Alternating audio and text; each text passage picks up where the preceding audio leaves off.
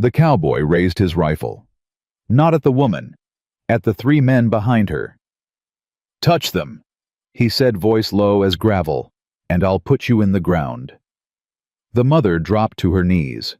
Her children, three of them, filthy barefoot, shaking, pressed into her like she was the last solid thing in the world. She didn't know this man, didn't know his name, his past, or why he was standing between her family and the men who wanted to drag them back to hell. But 12 hours ago, none of this had happened yet. If you want to know how a stranger became the only man willing to fight for a woman and 3 children he'd never met, stay with me until the end. Subscribe to this channel so you never miss a story.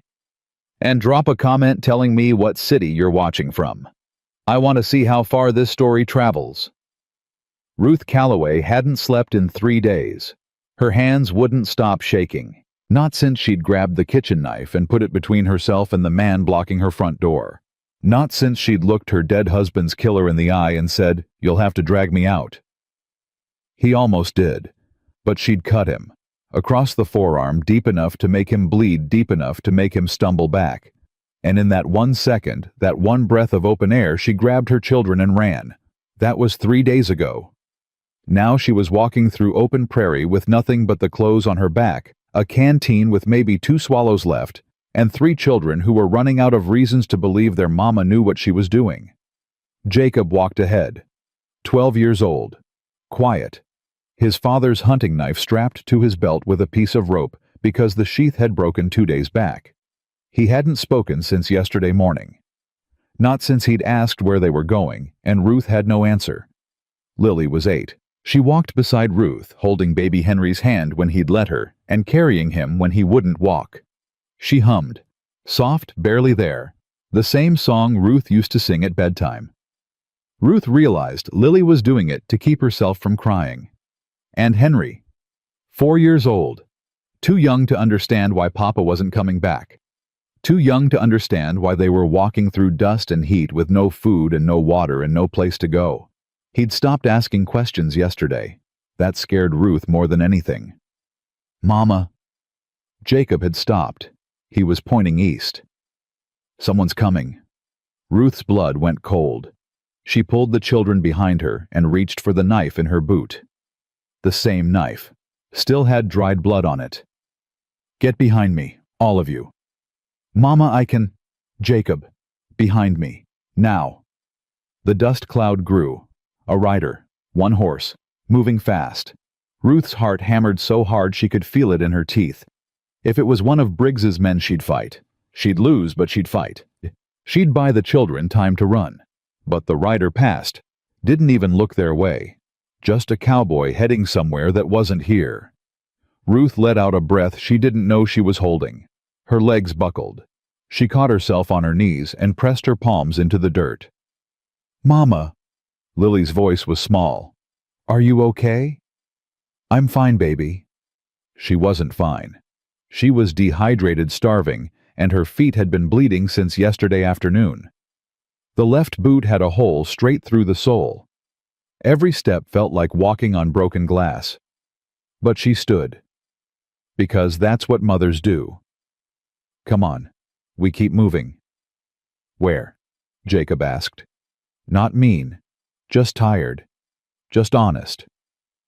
Ruth looked at the horizon. Flat, empty, endless. Forward. It started 6 weeks ago. Daniel Calloway had been a saddle maker, best in the territory. His shop sat on the corner of Main and Prescott in the town of Elk Crossing, Montana. Small town. 30 families, maybe 40. The kind of place where everyone knew your name, and half of them owed you a favor. Daniel was a quiet man. Didn't drink, didn't gamble, didn't raise his voice. He built saddles with the same hands he used to carve wooden horses for Henry and braid Lily's hair on Sunday mornings. He was also stubborn, and that's what killed him. Harlan Briggs wanted the shop. Not because he needed saddles, because the shop sat on water rights. The creek that ran behind Daniel's property fed half the valley. Control that creek and you controlled every ranch within 10 miles. Briggs offered to buy. Daniel said no.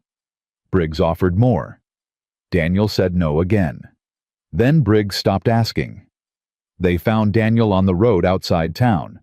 His horse had spooked, they said. Threw him into a ravine, broke his neck.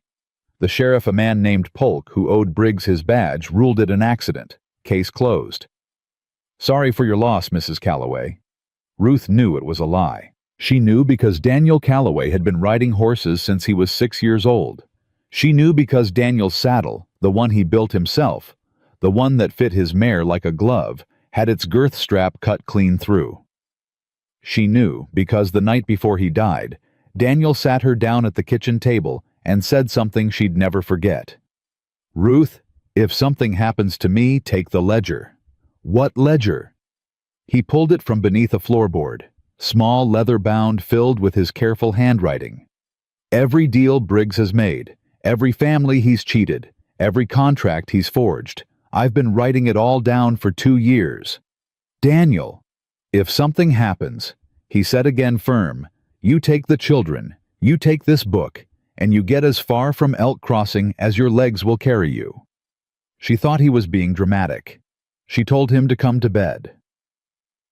3 days later, he was dead.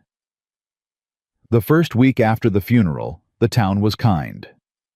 Casseroles on the porch, whispered condolences at the general store. The preacher prayed for Daniel's soul on Sunday.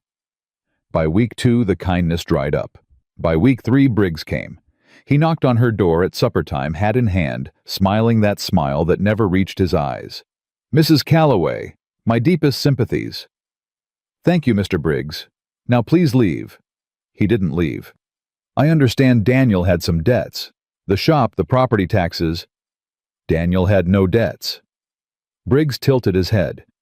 That's not what the records show. I've spoken to the bank. Your husband owed $400 in back taxes on the property. Now, I'm a reasonable man. You're a liar. Daniel paid those taxes in January. I watched him do it. Something shifted in Briggs's face. The smile stayed, but the warmth, whatever imitation of warmth had been there, vanished. Mrs. Calloway, you're a woman alone with 3 children. I'm offering to help. I'll buy the property, clear the debt, and give you enough to start over somewhere else. That's generous. Get off my porch. He put his hat back on, straightened it slow. You've got 1 week to reconsider. He sent Pike on day 3. Pike was Briggs's shadow, tall, lean face like a hatchet. He'd served under Briggs in the war and never quite came home from it. He did what Briggs told him, no questions, no hesitation. Pike didn't knock. He walked in. Ruth was washing dishes. The children were in the back room. She heard his boots on the floor and spun around a plate still in her hand. Who are you? Get out of my house. Name's Pike, ma'am. Mr. Briggs sent me. He looked around the kitchen, touched the curtains, ran his finger along the shelf. Nice place, real homey. I said get out. Here's the thing, Mrs. Calloway. He sat in Daniel's chair. Ruth's stomach turned. Mr. Briggs owns this property now. Bank transferred the deed this morning. Back taxes and all. That's not possible. Got the papers right here. He tapped his coat pocket. You and the little ones can stay, of course. Mr. Briggs is a generous man. But you'd be working his land. All of you. My children are not laborers. Pike shrugged. They eat, don't they? Ruth's voice dropped. Get out of my husband's chair. Pike smiled. Then he called out. Hey kids, come say hello. That's when Ruth grabbed the knife. You don't speak to my children. You don't look at my children. You stand up and walk out that door, or I swear to God. Pike stood. Slow. He was a full head taller than her. He looked at the knife in her hand like it was a toy. 1 week, Mrs. Calloway. Mr. Briggs will be back, and next time he won't be so polite. He left. Ruth locked the door. She sank to the floor and pressed her face against her knees and shook. Jacob found her like that. He knelt beside her. His voice was steady, but his hands were trembling. Mama, what do we do? Ruth lifted her head. She looked at her son, 12 years old, his father's eyes, his father's jaw, and already his father's stubborn courage. We leave. Tonight. Where? Anywhere that's not here. She packed in the dark, 2 changes of clothes for each child, the last of the bread and jerky, a canteen, Daniel's knife for Jacob, and the ledger. She strapped Henry to her back. She took Lily's hand. Jacob walked ahead with a lantern they couldn't light because someone might see. They left through the back fence and walked north into the darkness. They didn't look back. Day 1 wasn't terrible. They had food. They had water. The children were scared but obedient. Henry thought they were on an adventure. Day 2, the food ran out. Day 3, the water ran out. By noon on the 3rd day, the heat was unbearable. Montana summers could fool you. People thought cold when they thought Montana, but July in the lowlands could cook a man alive. The air shimmered. The ground cracked. Everything that moved was either running from something or dying from something. Lily stopped humming. Henry stopped walking. Ruth carried him. She carried him until her arms gave out, and then Jacob took him. Jacob carried his baby brother on his back legs, wobbling, jaw clenched, refusing to fall. Then Lily sat down. "Mama, I can't." Ruth knelt. "Yes, you can. A little farther." "My feet hurt." Ruth looked. Lily's shoes were gone. She'd lost them somewhere in the night. Her feet were raw, blistered, bleeding. Ruth pulled off her own socks and wrapped them around Lily's feet. They were too big, but they were something. "There. Better." Lily nodded. She didn't say it was better, but she stood. They walked another mile, maybe 2. Ruth couldn't tell anymore. The world had narrowed to one thought forward. One more step. One more step. One more step. Then Jacob said, "Smoke." Ruth looked up. West. Maybe 2 miles. A thin line of gray against the white sky. A ranch. Could be. Could be dangerous. Jacob looked at her. "Mama, we're dying out here." He was right. She knew he was right. Henry was limp on Jacob's back. Lily was stumbling every 3rd step. Ruth herself was seeing spots at the edges of her vision. "Okay, we go." Silas Kane was shoeing a horse when he saw them. At first he thought it was heat shimmer. Prairie played tricks on a man's eyes, especially in July. But then the shimmer moved, stumbled, fell. He put down his hammer, squinted. 4 figures.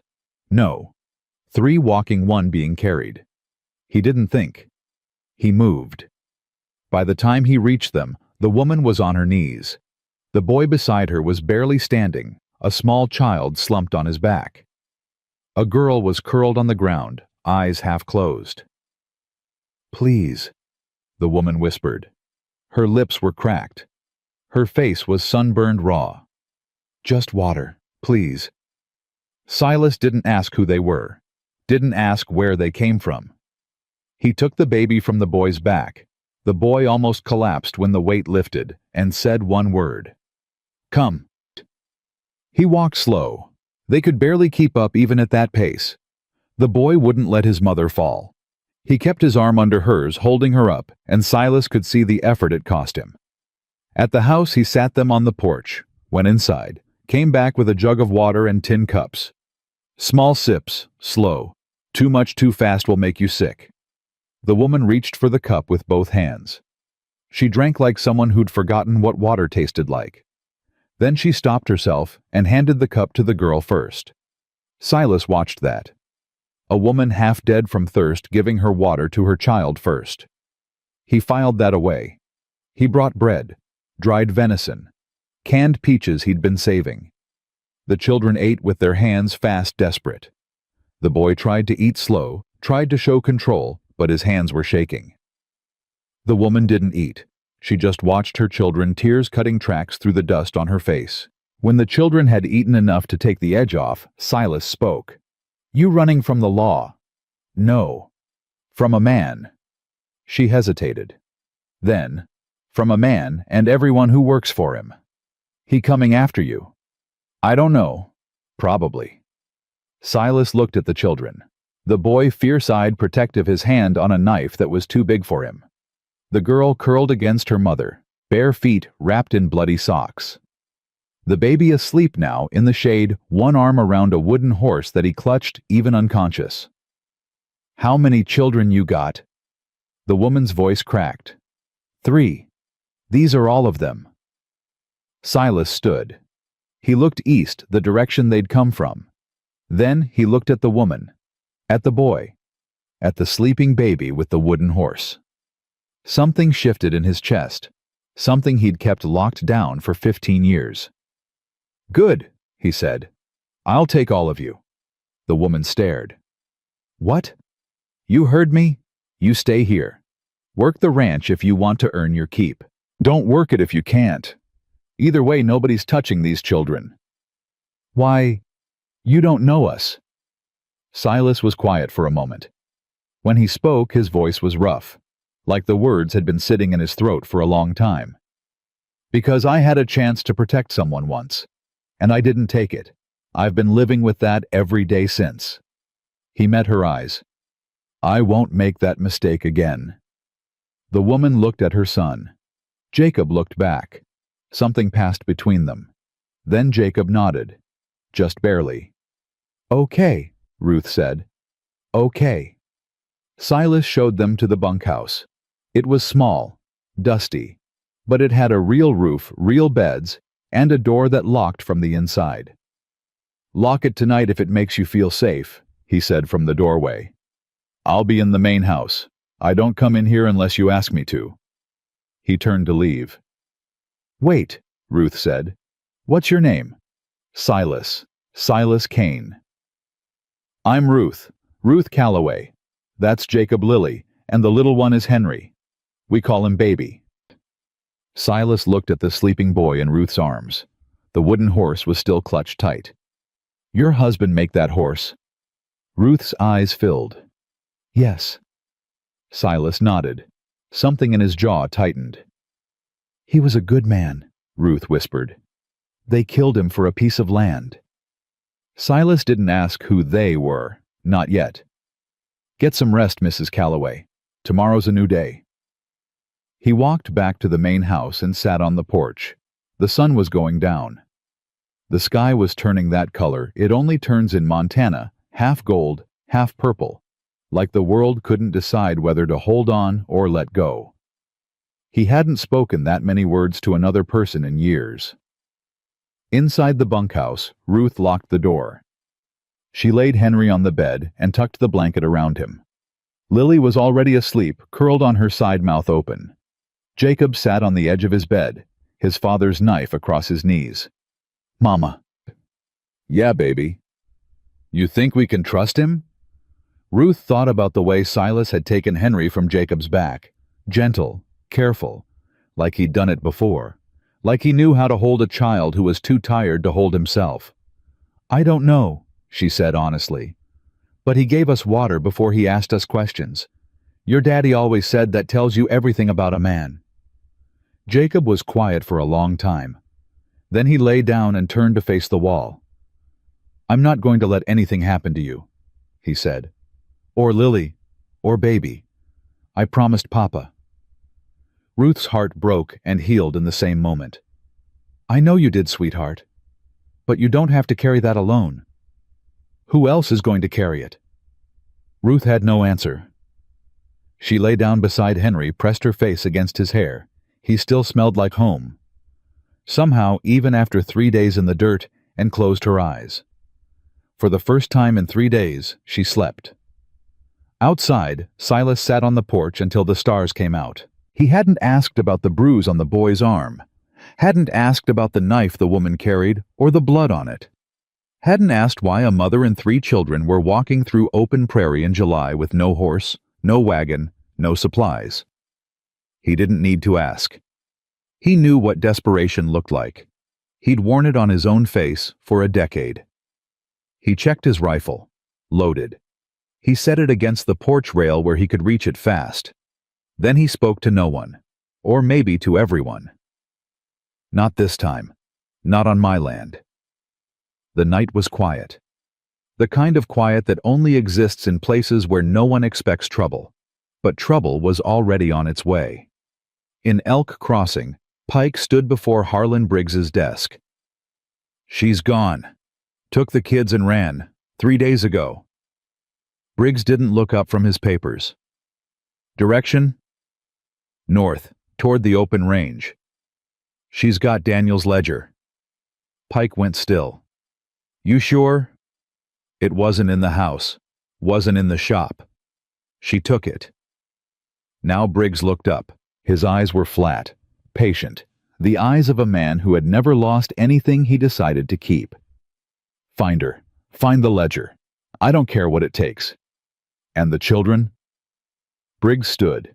He walked to the window, looked out at the town he owned, every shop, every house, every soul in it. "Bring them all back. A woman alone with 3 kids can't have gotten far. And if someone's helping her..." Briggs' voice didn't change, didn't rise, didn't sharpen. That was the thing about him. The most dangerous thing he ever did, he did quietly. "Then deal with them too." Pike nodded and left.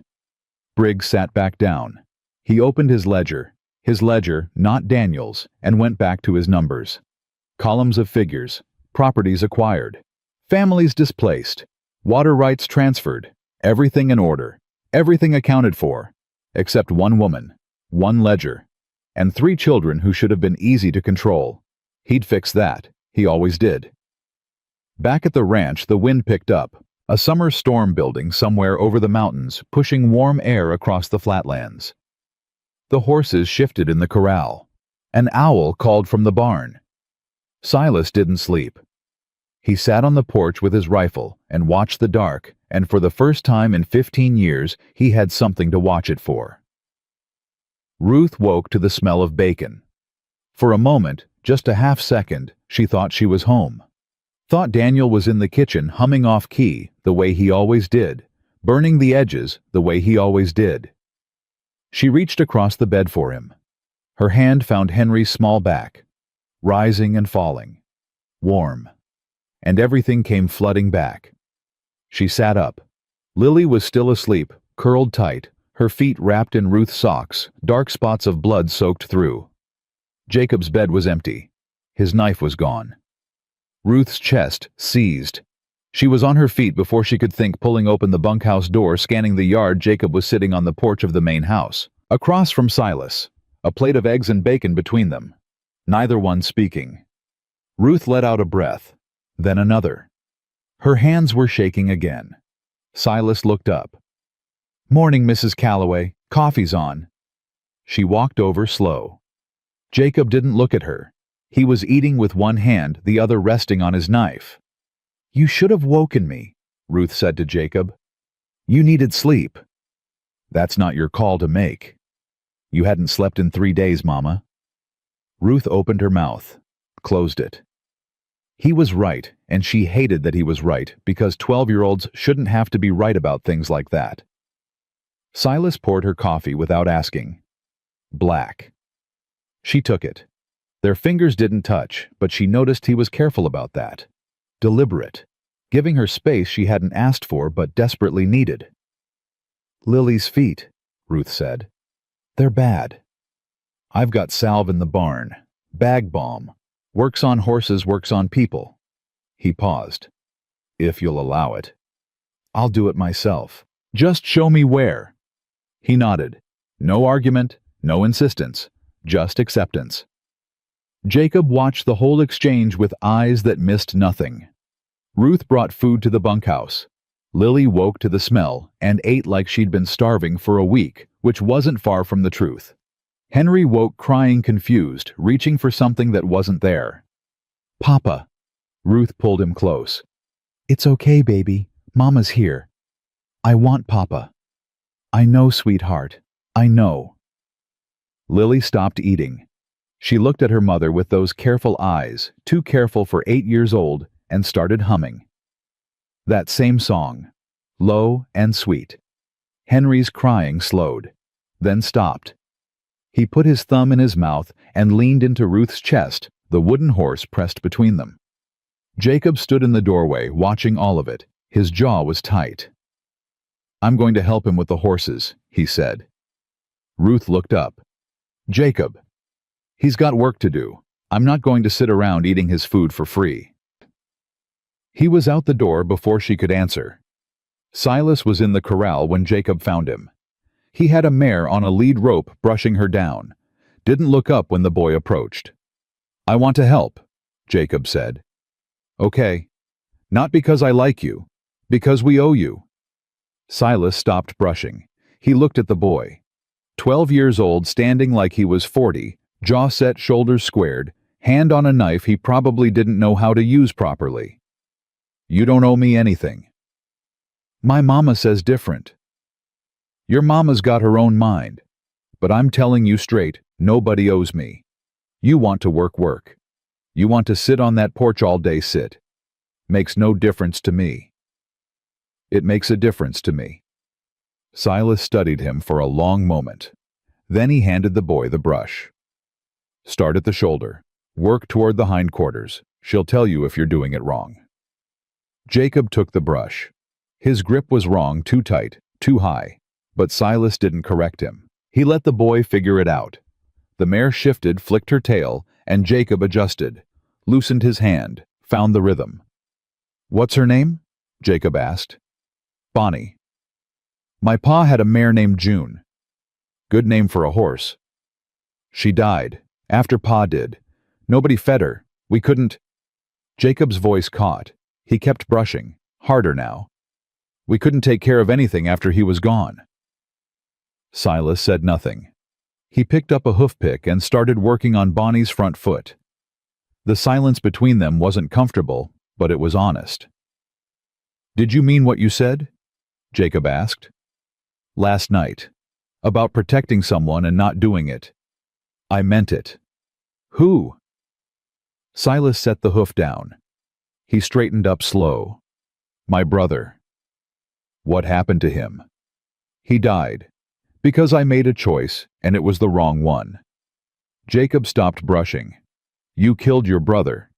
"No, but I didn't save him when I could have. Sometimes that's the same thing." The boy was quiet for a long time. Then he said, "My pa told me to protect them. My mama and Lily and baby. He told me the night before he died. Made me promise." "That's a heavy thing to put on a boy." "I ain't a boy." Silas almost smiled. Almost. "No, I reckon you ain't."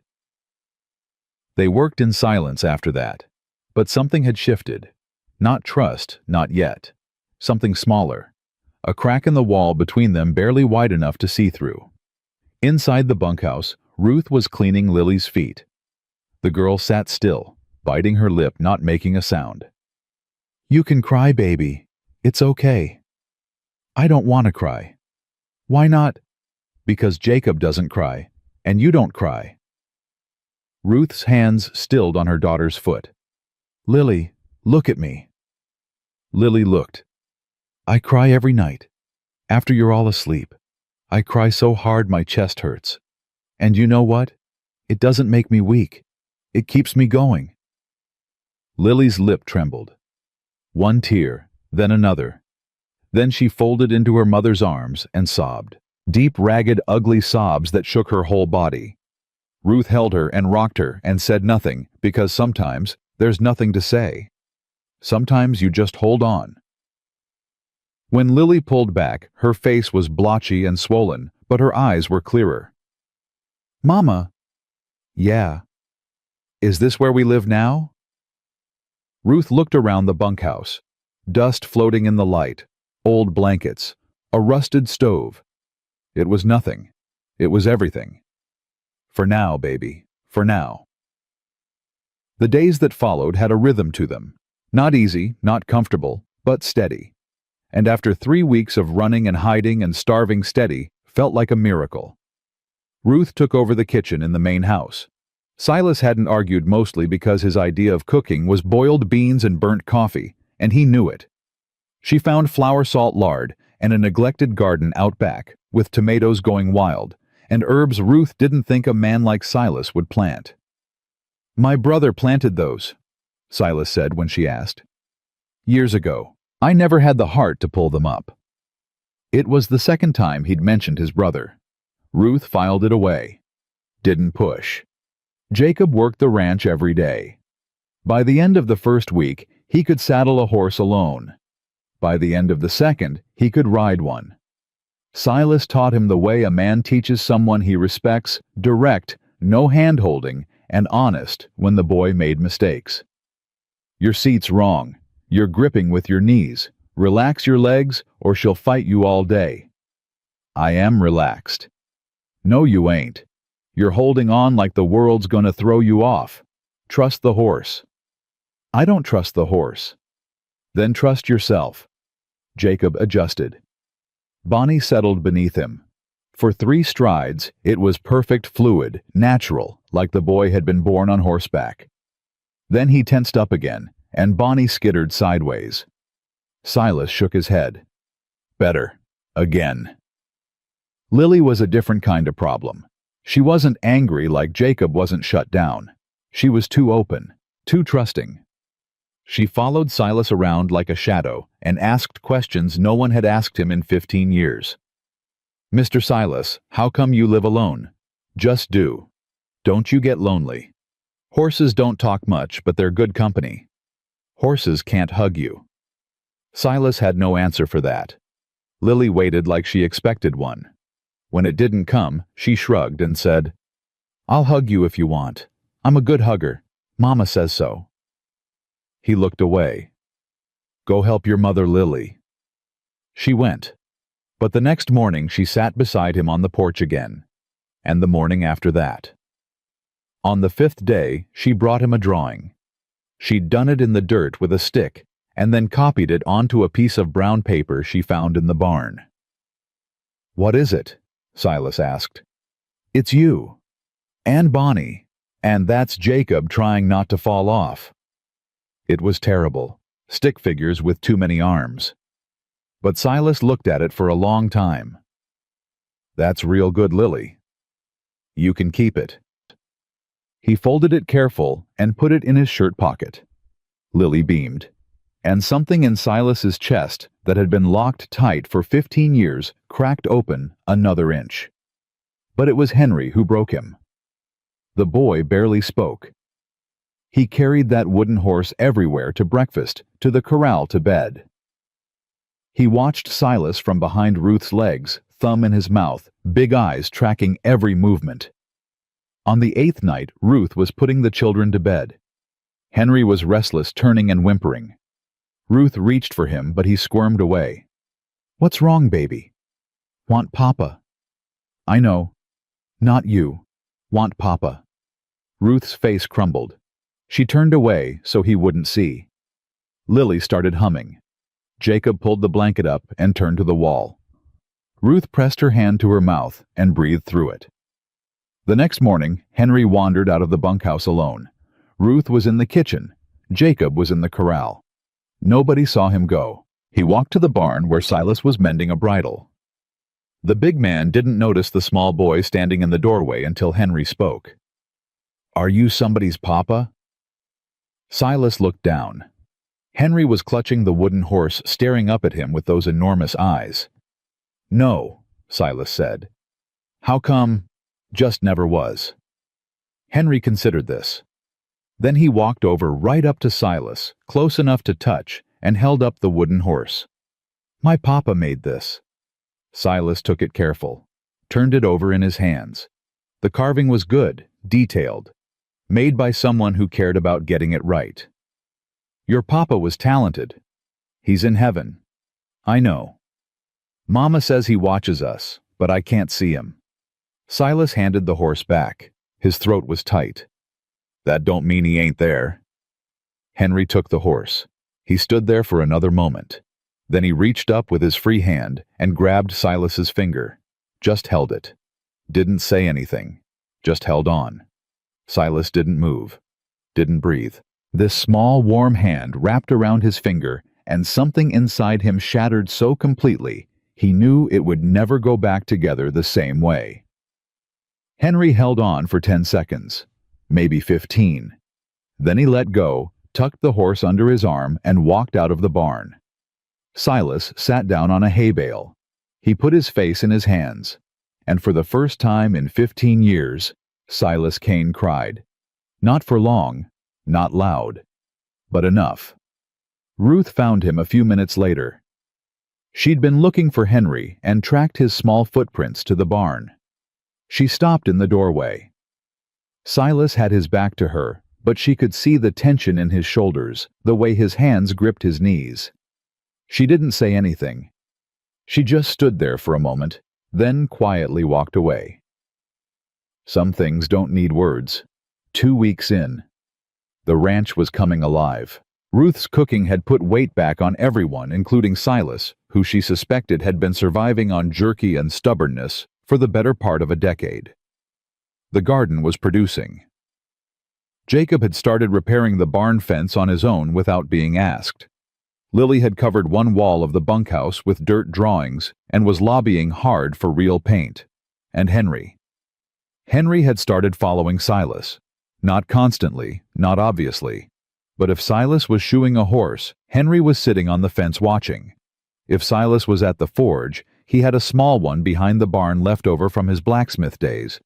Henry was there fascinated by the fire and the hammer and the way hot metal bent under force. Careful, Silas said. Hot. I know, I'm not a baby. Your mama calls you baby. That's different. She's allowed. Silas's mouth twitched. Fair enough. One evening after the children were in bed, Ruth came to the main house porch. Silas was sitting there as he always was, rifle against the rail, coffee in hand. Can I sit? Porch isn't mine. Well, it is, but you don't need permission. She sat. The silence was different now, easier. 3 weeks of proximity had worn the sharp edges off. Jacob talked about you today, Ruth said. Should I be worried? He said you're a hard worker. Coming from him, that's practically a love letter. Silas huffed. Not quite a laugh, but close. He's a good kid. Got a chip on his shoulder the size of Montana, but he'll grow into it. He blames himself, for Daniel. Thinks if he'd been bigger, stronger. He was 12. He couldn't have done a damn thing. I know that. You know that. He doesn't. Silas was quiet. Then, I was 26 when I lost my brother. Grown man, soldier. And I blamed myself every day for 10 years. Still do most mornings. If a grown man can carry that weight and barely survive it, imagine what it's doing to a boy. Ruth looked at him. What happened with your brother? Silas took a long drink of coffee, set the cup down. His name was Everett, 4 years younger than me. Our folks died when I was 14, he was 10. I raised him, fed him, taught him, kept him out of trouble. When the war came, I enlisted. He followed me. I told him not to, but he was stubborn. A pause. Like someone else I know. Ruth didn't smile. She could hear where this was going. We were in Tennessee. Bad fight. Everett's unit got overrun.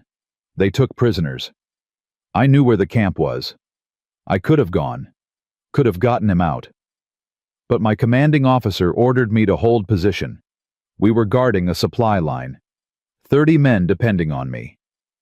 His voice went flat, mechanical, like he'd told this story to himself so many times it had lost its edges. I stayed. I followed orders. Everett died in that camp 3 weeks later. Dysentery, they said. He was 22. Ruth reached out.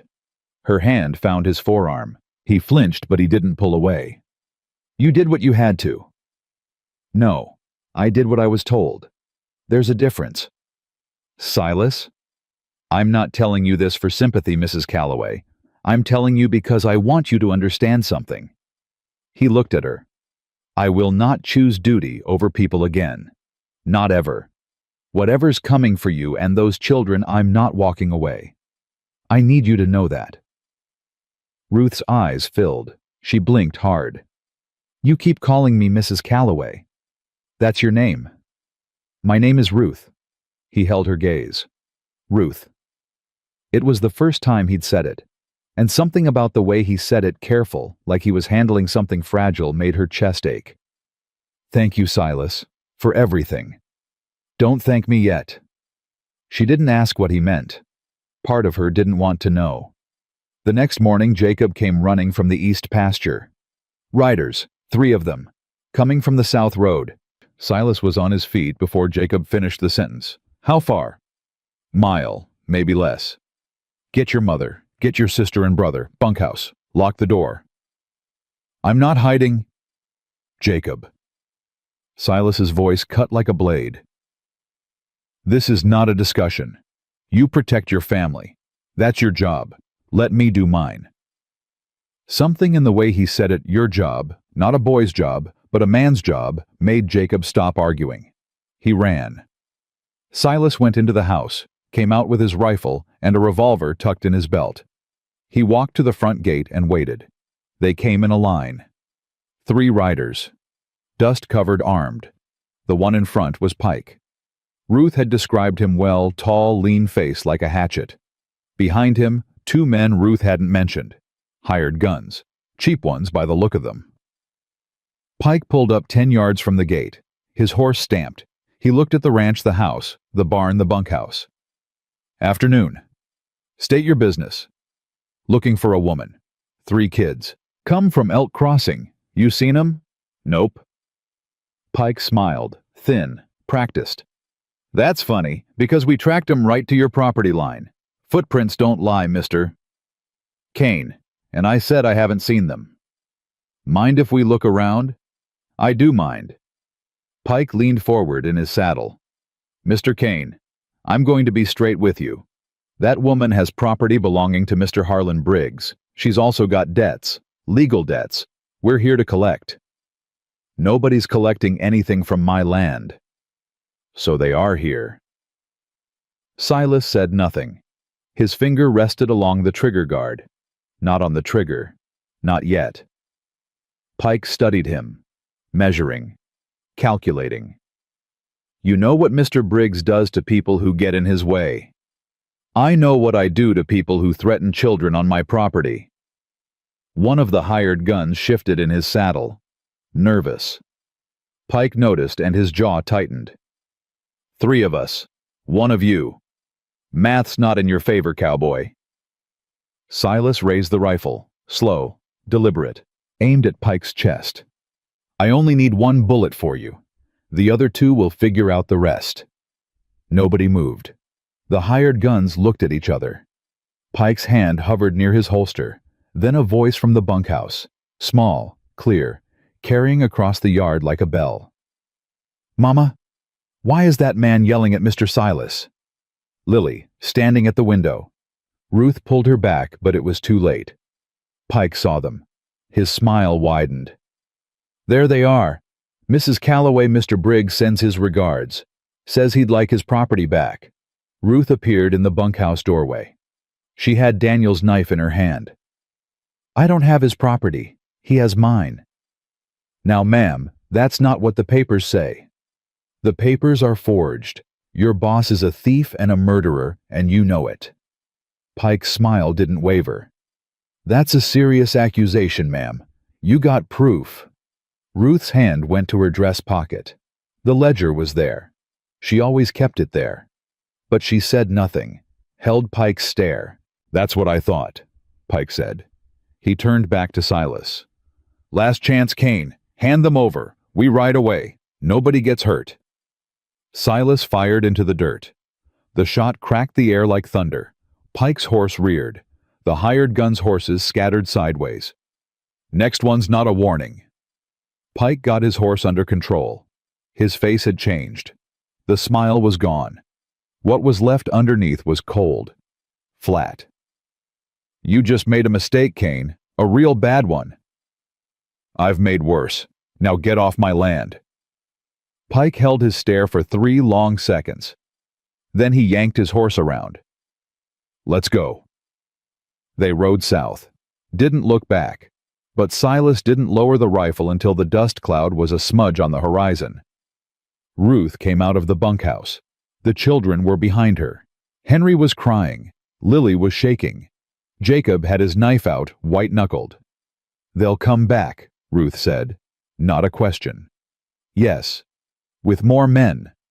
"Yes." "Then we need to be ready." Silas looked at her.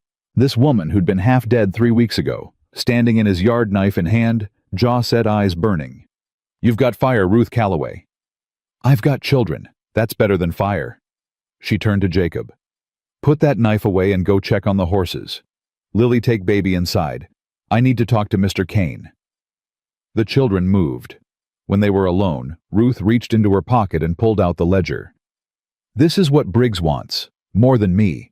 More than the children. This." She held it out. Silas took it, opened it. Pages of careful handwriting. Names, dates, amounts. Property transfers. Forged signatures. Bribed officials. "Your husband wrote this every night for 2 years. He knew what Briggs was doing. Knew nobody would believe a saddlemaker over the richest man in the territory, so he documented everything." Silas turned the pages slow. His face hardened with each one. "This is enough to hang him. If we can get it to the right person." "Who?" "There's a federal judge, Judge Mercer. He rides circuit through Helena. Daniel said he was the only honest man in the territory." "Helena's 4 days' ride." "I know." Silas closed the ledger, held it in both hands like it weighed 100 pounds. "If Briggs finds out you have this, he won't send Pike. He'll come himself. And he won't be looking to collect debts. He'll be looking to bury evidence." Ruth met his eyes. "I know that too. And you still came here, with 3 children and a target on your back." "I came here because I was dying. I stayed because you gave me a reason to fight." Silas looked at her for a long time. The wind pressed her dress against her legs. Her hair was coming loose from its braid. She looked exhausted, fierce, and absolutely certain. "All right," he said. "Then we fight." He handed the ledger back. "Keep it on you. Every minute of every day. If something happens to me..." "Nothing's going to happen to you. If something happens to me, you take the children and you ride north. Don't stop until you reach Helena. Find Judge Mercer. Give him the ledger. He'll know what to do." "Silas." "Promise me, Ruth." She took the ledger, pressed it against her chest. "I promise." That night Silas taught Jacob to shoot. Not the rifle, the boy wasn't big enough to handle the kick. But the revolver. How to hold it, how to aim, how to breathe before pulling the trigger. Both eyes open. Don't hold your breath. Squeeze, don't pull. Jacob fired. Missed the fence post by a foot. Again. Fired. Closer. Again. Third shot hit the post. Jacob's face lit up. For 1 second he looked like what he was, a 12-year-old boy who'd done something he was proud of. "Good," Silas said. "Now do it 50 more times until you can hit it in the dark." Jacob's grin faded, but his determination didn't. He reloaded and fired again. Ruth watched from the porch. Henry on her hip, Lily pressed against her side. She watched this man she barely knew teach her son to defend himself, and she felt 2 things at once. Gratitude so deep it hurt, and a terrible fear that she'd brought death to his doorstep. Lily tugged her sleeve. "Mama?" "Yeah, baby. Is the bad man going to come back?" Ruth looked down at her daughter, 8 years old, already learning that the world had bad men in it, and they didn't always lose. "Maybe." "Is Mr. Silas going to stop him?" Ruth watched Silas adjust Jacob's grip, patient, steady, showing the boy the same thing for the 10th time without a flicker of frustration. "We're all going to stop him, Lily. Together." Lily thought about this, then she nodded. "Good, because I'm tired of running." Ruth pulled her close and kissed the top of her head. "Me too, baby. Me too." In the bunkhouse that night, after the children were asleep, Ruth sat on the edge of her bed and opened the ledger. She turned to the last page Daniel had written. His handwriting, neat, careful, slanting slightly, left the way it always did. The last entry was dated the day before he died. "If you're reading this, Ruth, then I'm gone. I'm sorry. I tried to do right. Take care of our babies. And know this, I loved you more than I ever knew how to say. D. Ruth closed the ledger. She held it against her heart and rocked slow silent, the tears falling without sound. Outside, Silas made his rounds. Checked the horses, checked the fences, checked the horizon. Then he sat on the porch with his rifle and watched the dark road south and waited for what he knew was coming. They came on a Sunday. Ruth knew it was Sunday because Lily had asked if they could pray. Not in a church, there wasn't one for 50 miles, but on the porch the way they used to with Daniel. So Ruth gathered the children and they bowed their heads, and Lily said a prayer she'd memorized from her father's funeral. She was halfway through it when Jacob stood up. Dust, South Road. Silas was already moving. He grabbed the rifle from the porch rail and tossed the revolver to Jacob. The boy caught it clean. Didn't fumble. 3 weeks of practice had made his hand steady. Ruth, bunkhouse, now. No. Silas turned. Ruth was standing with Henry on her hip, her hand in her pocket gripping the ledger. I'm not hiding in that bunkhouse while you face them alone. Not this time. Ruth. Last time Pike saw me hiding behind a locked door. He saw a scared woman with no fight left. That's exactly what Briggs wants him to see. She set Henry down and knelt in front of him. Lily, take baby inside. Lock the door. Don't open it for anyone except me, Jacob, or Mr. Silas. Lily took Henry's hand. Her face was white, but her voice was steady. Come on, baby. Let's go count the horses from the window. Henry looked at Ruth. Mama. Go with your sister, sweetheart. I'll be right here. They went. The bunkhouse door closed. The lock turned. Ruth stood and faced Silas. How many? He was squinting at the dust cloud. His jaw tightened. More than 3. It was 6. Pike in front, 5 men behind him. And behind them, all riding a black horse with a silver bridle, was Harlan Briggs himself. Ruth's stomach dropped.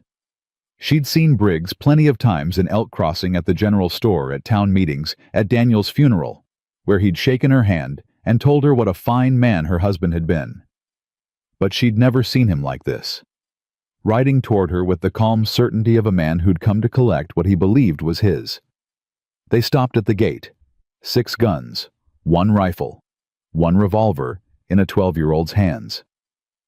Briggs dismounted slow, brushed the dust from his coat, adjusted his hat. Every movement deliberate, unhurried, like a man who had never been told no and couldn't imagine why he would be. Mrs. Calloway.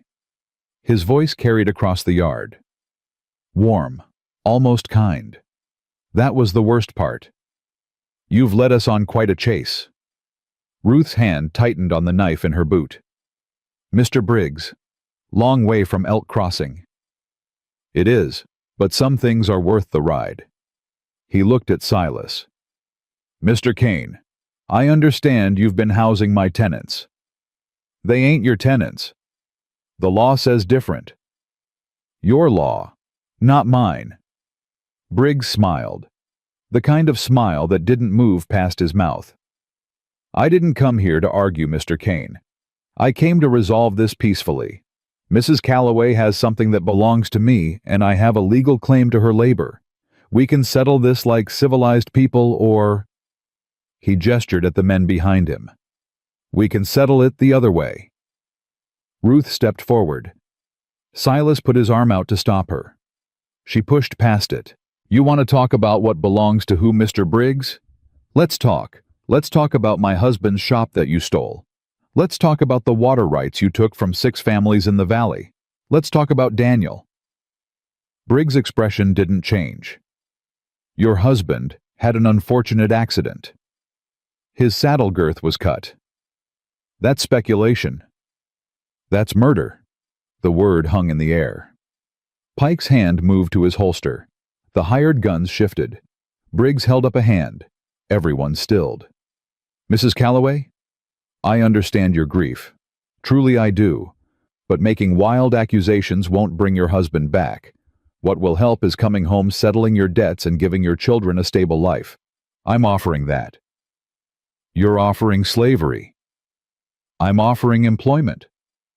For my children, ages 4, 8, and 12. Briggs shrugged. Children work on ranches all across this territory. It's hardly unusual. Not for the man who murdered their father. Something flickered in Briggs's eyes. Fast. Gone. But Ruth saw it. And she knew in that moment that Briggs wasn't just here for the labor contract or the property. He was here for the ledger. He knew she had it, and he knew what was in it. I'll ask you one more time, Mrs. Calloway. Come back to Elk Crossing. Bring the children. We'll work out a fair arrangement. And the ledger? Briggs went very still. What ledger? Daniel's ledger. The one with every dirty deal you've made for the last 5 years, every forged contract, every bribed official, every family you've stolen from. Ruth pulled it from her pocket and held it up. This ledger. Pike drew his gun. 2 of the hired men did the same. Silas raised the rifle. Guns down. Now. Easy, Mr. Kane, Briggs said. His voice was still calm, but something underneath had shifted. Something cold and sharp. Nobody needs to get hurt. Then tell your dogs to holster their weapons. Briggs nodded at Pike. Slow. Pike holstered. The others followed. That ledger, Briggs said carefully, is stolen property. Daniel took those documents from my office. Daniel wrote those documents, in his own hand. Every entry, every name, every dollar. Ruth's voice was shaking, but she didn't stop. And I'm taking them to Judge Mercer in Helena. And when he reads what's in here, you won't own a single acre in this territory. Briggs stared at her. The mask slipped. Just for a second. Underneath was something Ruth had never seen before: fear. Real fear. The fear of a man who had built an empire on paper and was watching it catch fire. Then the mask came back. Harder than before. $2,000. Ruth blinked. What? $2,000 for the ledger. Cash. Right now. That's more money than your husband made in 5 years. You think I'd sell my husband's murder for $2,000? $5,000? You could offer me every cent you have and I'd spit on it. Briggs' jaw tightened. You're making a mistake, Mrs. Calloway. No, my mistake was not running sooner. Briggs turned to Silas. Mr. Kane, you seem like a reasonable man. This woman is going to get herself and those children killed over a book full of a dead man's accusations. Is that what you want?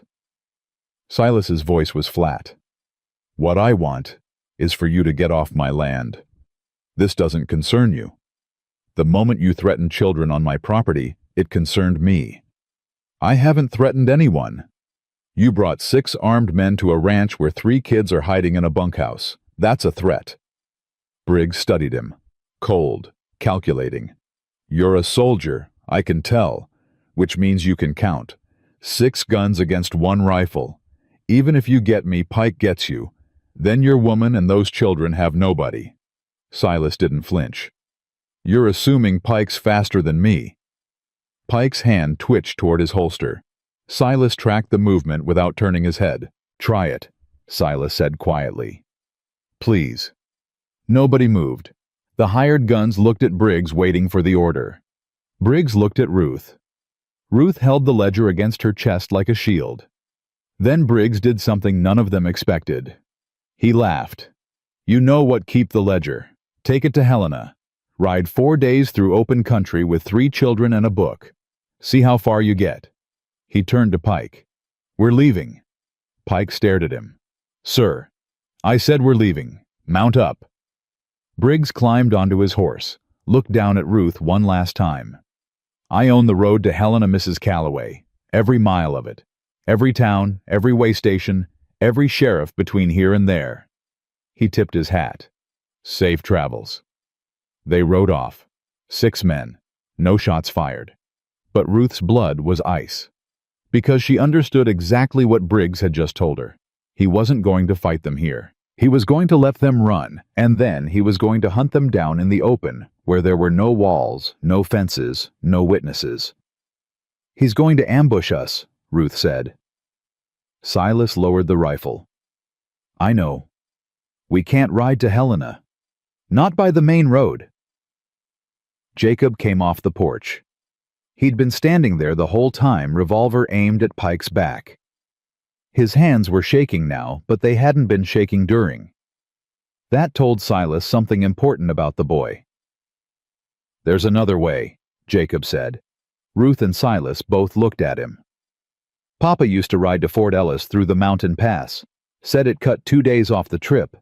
Nobody uses it because it's narrow and the horses don't like it, but Papa did it twice a year. You remember the way. I rode it with him, last fall, before—" Jacob's voice caught. He swallowed. "Before." Silas looked at Ruth. She looked at her son. This boy who'd lost his father, carried his baby brother across the prairie, learned to shoot a revolver in 3 weeks, and was now offering to guide them through mountain country because of rides he'd taken with a dead man. "Can you do it?" Ruth asked him, not doubting, asking. "Yes, ma'am." Ruth looked at Silas. "Then we go through the mountains." Silas shook his head. "Not all of us. If we all go, Briggs will know. He'll have men watching the ranch. The second we ride out together, he'll follow." "Then what?" "I ride to Helena, alone. Faster that way. I can make it in 2 days through the pass if I push hard." "No." Ruth's voice was sharp. "You're not going alone, and I'm not staying here waiting to see if you come back." "Ruth." "Daniel went alone. Daniel handled things alone.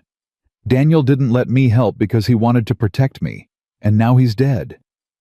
Her voice cracked but held. "I'm done being protected. I'm going with you. And the children—" That stopped her. It always came back to the children. Silas saw it, the impossible calculation every mother makes. Risk everything and maybe save everyone. Play it safe and definitely lose. "There's a woman in town," Silas said. "Doc Maggie Holt. She's a physician. Been here 20 years. Briggs hates her because she's the one person in the territory he can't buy or scare. If anyone will take the children, it's Maggie." "You trust her?" "With my life. She set my arm when I broke it 2 winters ago. Refused payment. Said my company was punishment enough." Ruth almost smiled. Almost.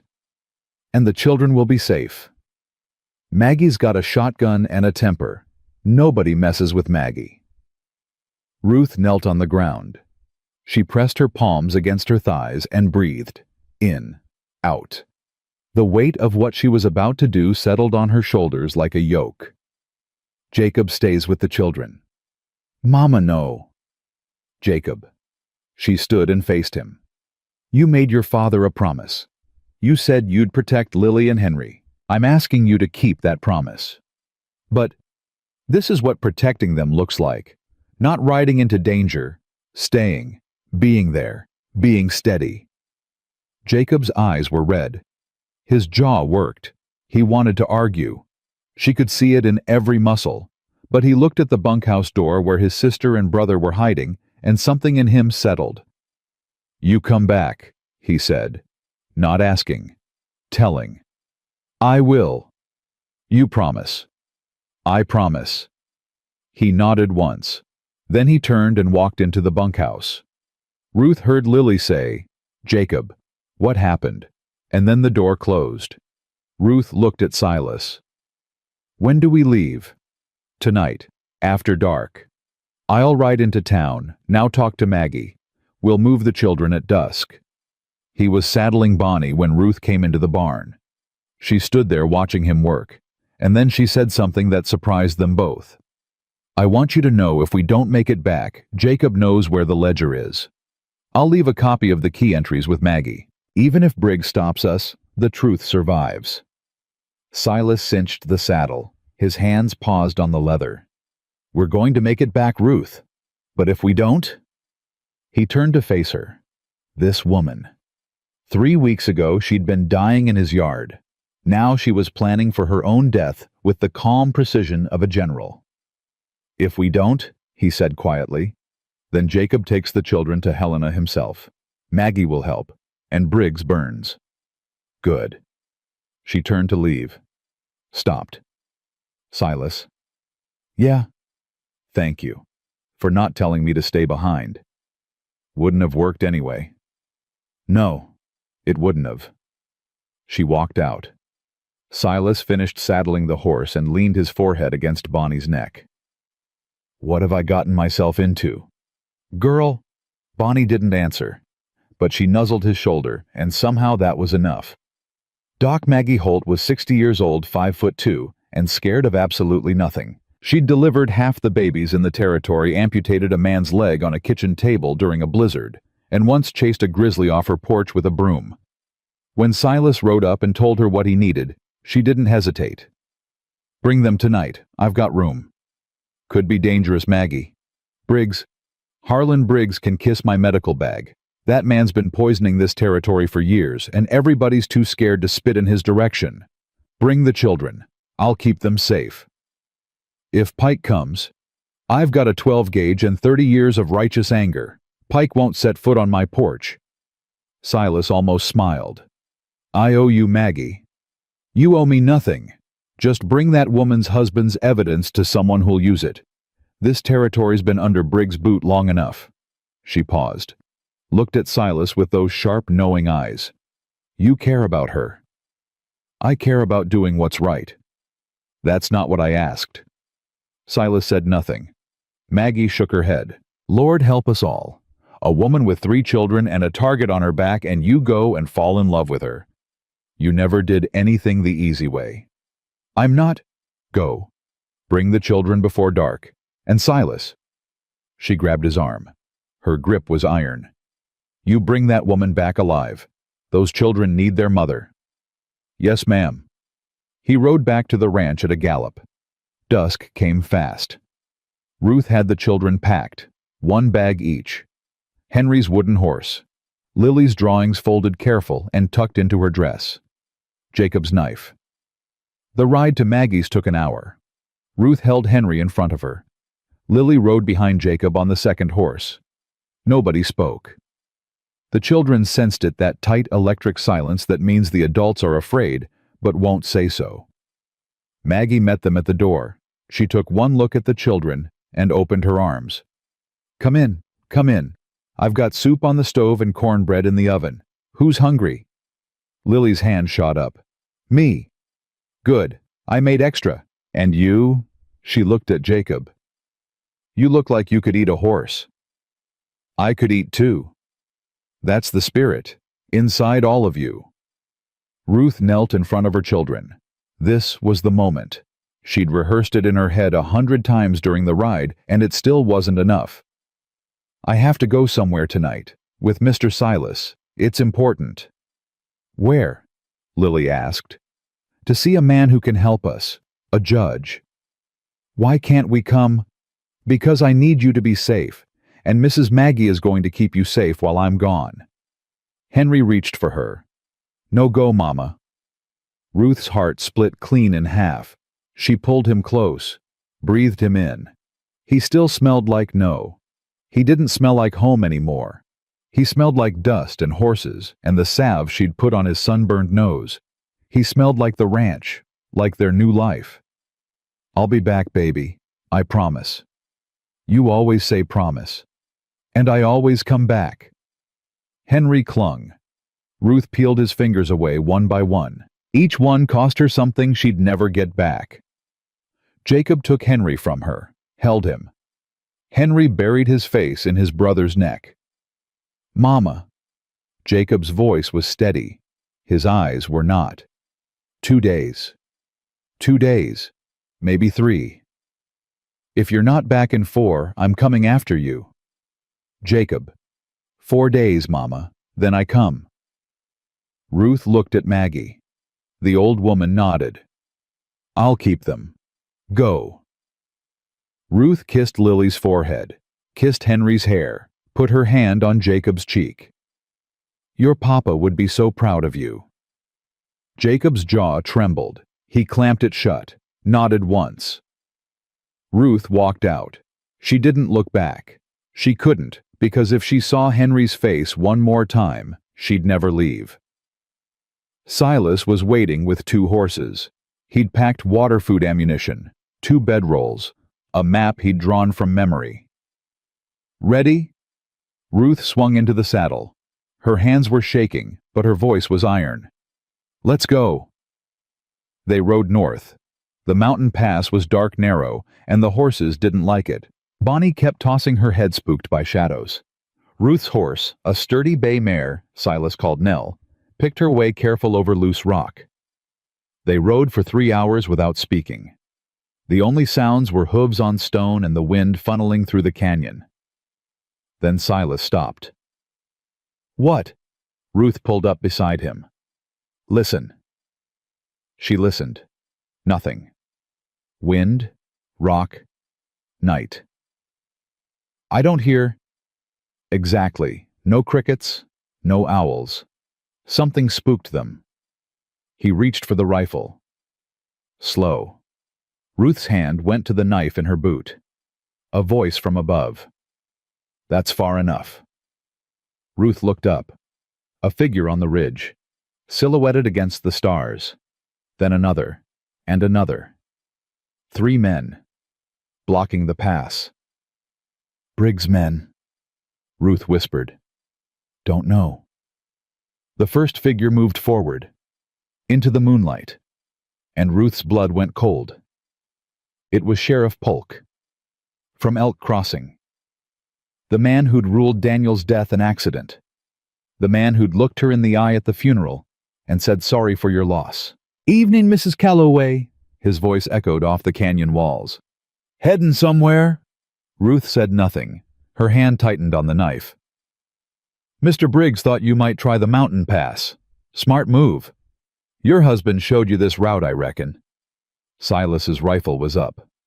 3 men on a ridge. I've had worse odds. Put the gun down, Kane. This ain't your fight. I decide what's my fight. Polk sighed. Tired. Like a man doing a job he hated, but wouldn't quit. Mrs. Calloway, I'm going to be straight with you. Briggs wants the ledger. Give it to me, ride back to Kane's ranch, and this whole thing is over. He'll tear up the contract. You keep the children. Nobody gets hurt. And the ledger disappears. The ledger is evidence of a dead man's grudge. It won't hold up in court. Let Judge Mercer decide that. Mercer's not going to help you, ma'am. Briggs has friends in Helena, too. Ruth felt something cold settle in her stomach. You're saying there's no one. I'm saying the world doesn't work the way you want it to. I'm saying sometimes you take the deal and live. Daniel took the deal. Daniel stayed quiet. Daniel played it safe. Ruth's voice rose. And you buried him in a pine box and called it an accident. Polk flinched. Actually flinched. I didn't kill your husband. You looked the other way. Same thing. Silence. The wind howled through the pass. Polk's men shifted on the ridge. Then Polk did something neither of them expected. He looked down at his boots, took off his hat, ran his hand through his hair, and when he looked up, the sheriff was gone. What was left was just a tired old man with too many sins and not enough years to pay for them. You're right, he said. I looked the other way. I've been looking the other way for 8 years. And I'm tired, Mrs. Calloway. I'm real damn tired. Then stop looking away. It ain't that simple. It is that simple. You have a badge. Use it. Polk looked at the badge on his chest, touched it with his thumb. Then he looked at the 2 men beside him. Go back to Briggs. Tell him I lost the trail. Sir. You heard me. Go. But Briggs said... I know what Briggs said. I'm telling you what I said. Get on your horses and ride back. Now. The men looked at each other. Confused. Scared. But Polk was still the sheriff, and habit is a powerful thing. They mounted up and rode south without another word. Polk looked down at Ruth and Silas. I can't go with you. Briggs will know.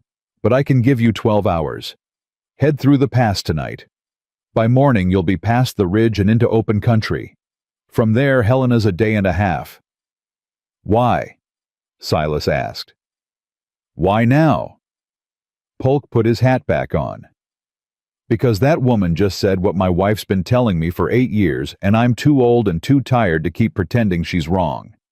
He turned his horse. Stopped. Mrs. Calloway. Sheriff. Your husband was a good man, best saddlemaker I ever knew, and I'm sorry I didn't say that when it mattered. He tipped his hat. Give Mercer hell. He rode into the dark. The sound of his horse faded, and then it was just Ruth and Silas alone in the pass, with the stars overhead and the road to Helena stretching out before them. Ruth was shaking, not from cold, from something bigger than cold. He let us go, she whispered.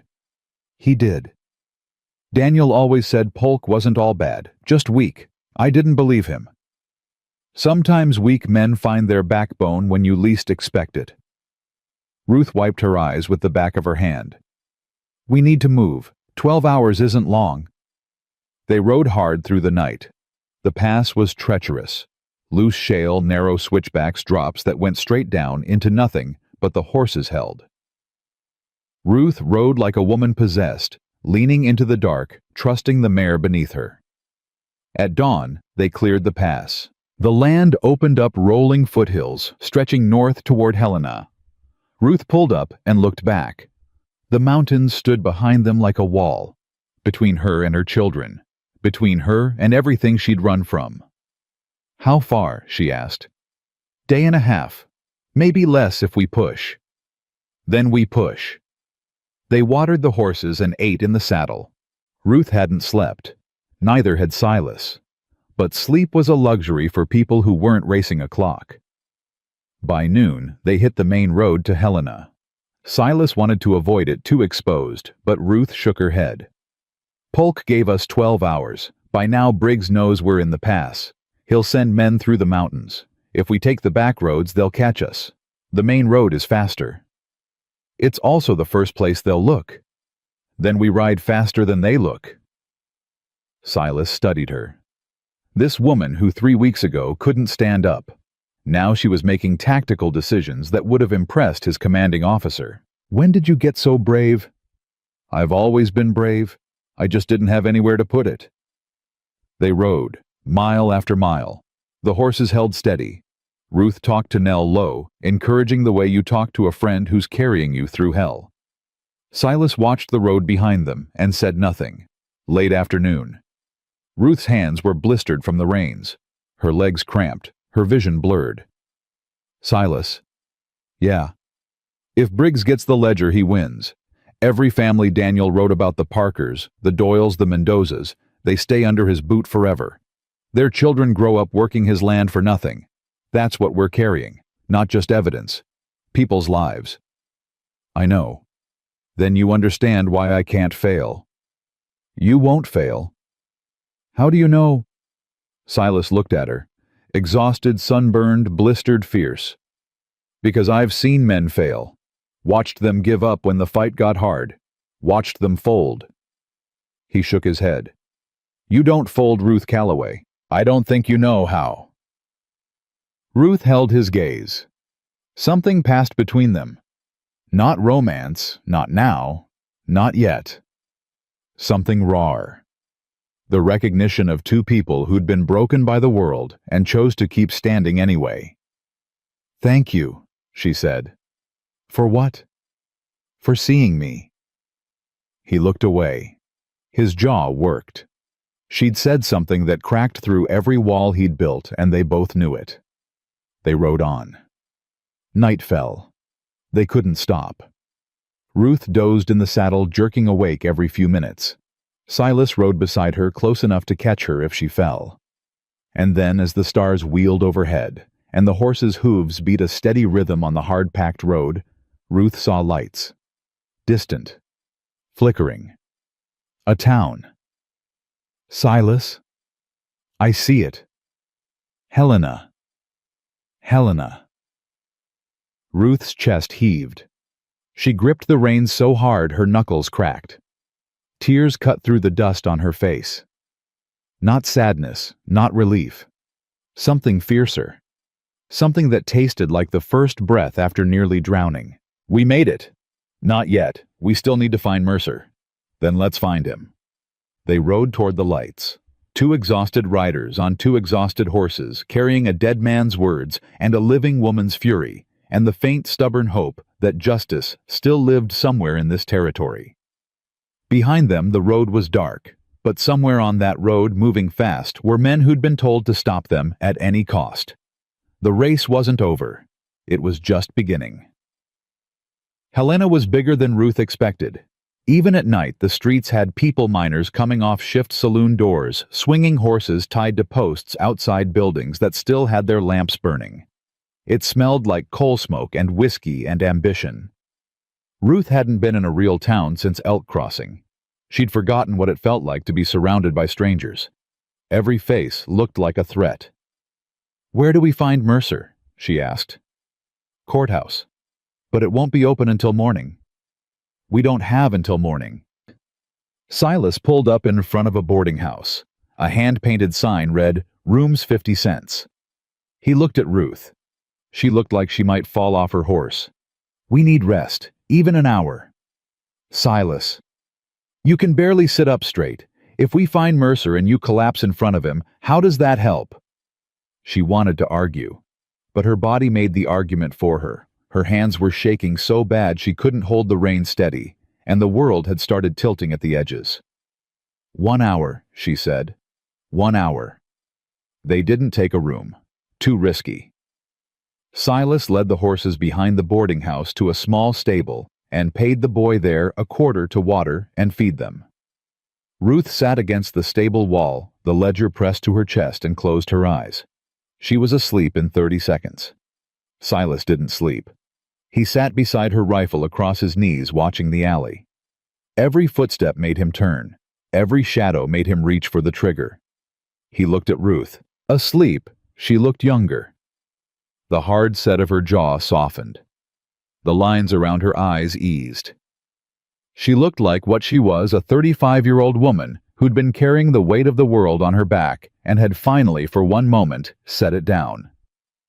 He reached out, almost touched her hair, stopped himself, pulled his hand back, and gripped the rifle instead. 1 hour. Then they'd find Mercer. But Mercer found them first. Ruth woke to voices.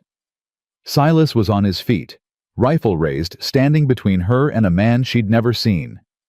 Tall, white-haired, sharp eyes behind wire spectacles. He wore a black coat and carried a leather satchel, and he was holding up both hands like a man who'd had guns pointed at him before and knew the drill. "Easy, son. I'm not armed." "Who are you?" "Judge Clayton Mercer. And unless I'm mistaken, you're the people Maggie Holt sent a telegram about." Ruth scrambled to her feet. Maggie sent a telegram. 6 hours ago. Said a woman with evidence against Harlan Briggs was writing to Helena and needed protection. She also said, he looked at Silas, that the woman was traveling with a stubborn fool who'd probably point a rifle at anyone who approached. I see she was accurate. Silas lowered the rifle, slowly.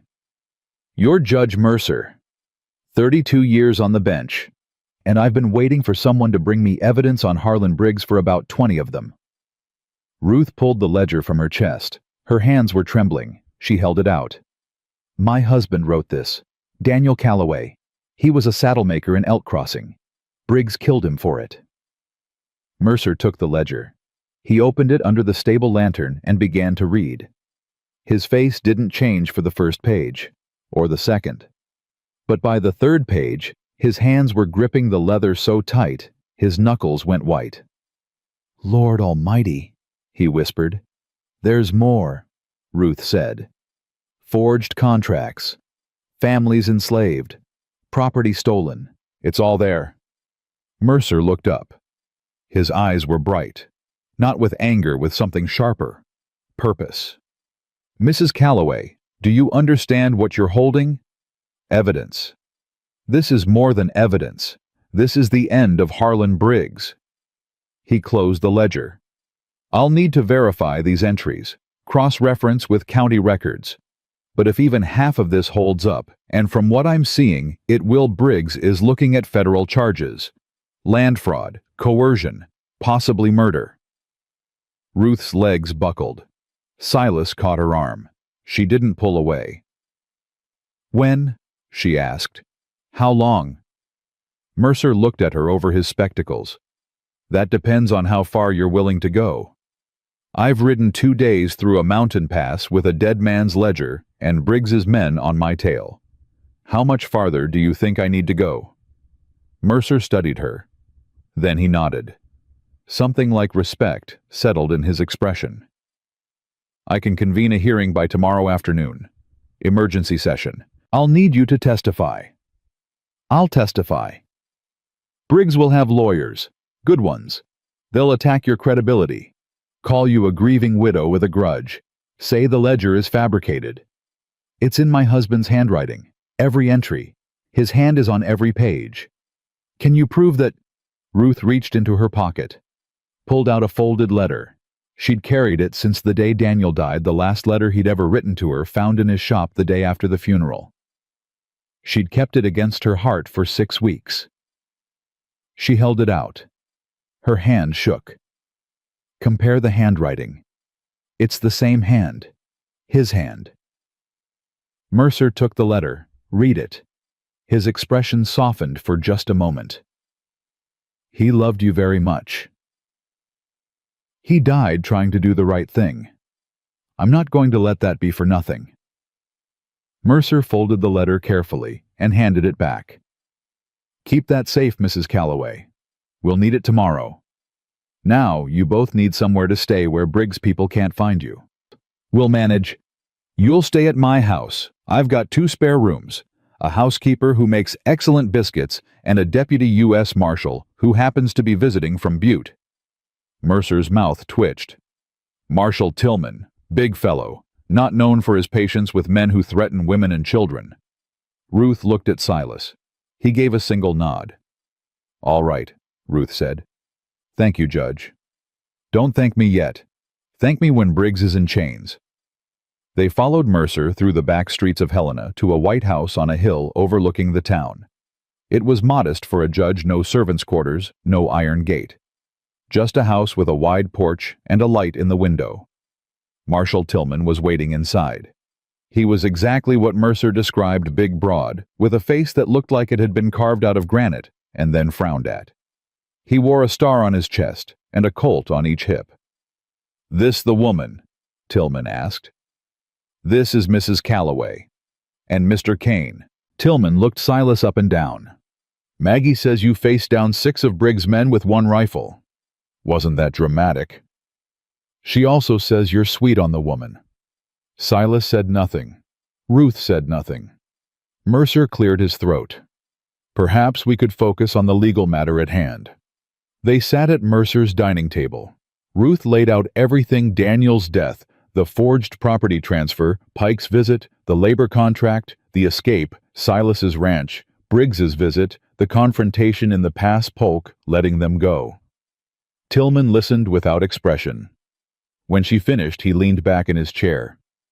"Sheriff Polk let you through?" "Yes." "That's interesting. Polk's been on Briggs's payroll for years." "He said he was tired of looking the other way." Tillman grunted. "Tired or not, he's still complicit. But his testimony could bury Briggs if he's willing to give it." "Would he?" Mercer asked. "A man who lets a fugitive go when his boss told him to stop her. That man's already made his choice. He just doesn't know it yet." Mercer opened the ledger again, spread it on the table. "Mrs. Calloway, I need you to walk me through every entry, every name, every date, every transaction. Can you do that?" Ruth pulled the ledger toward her.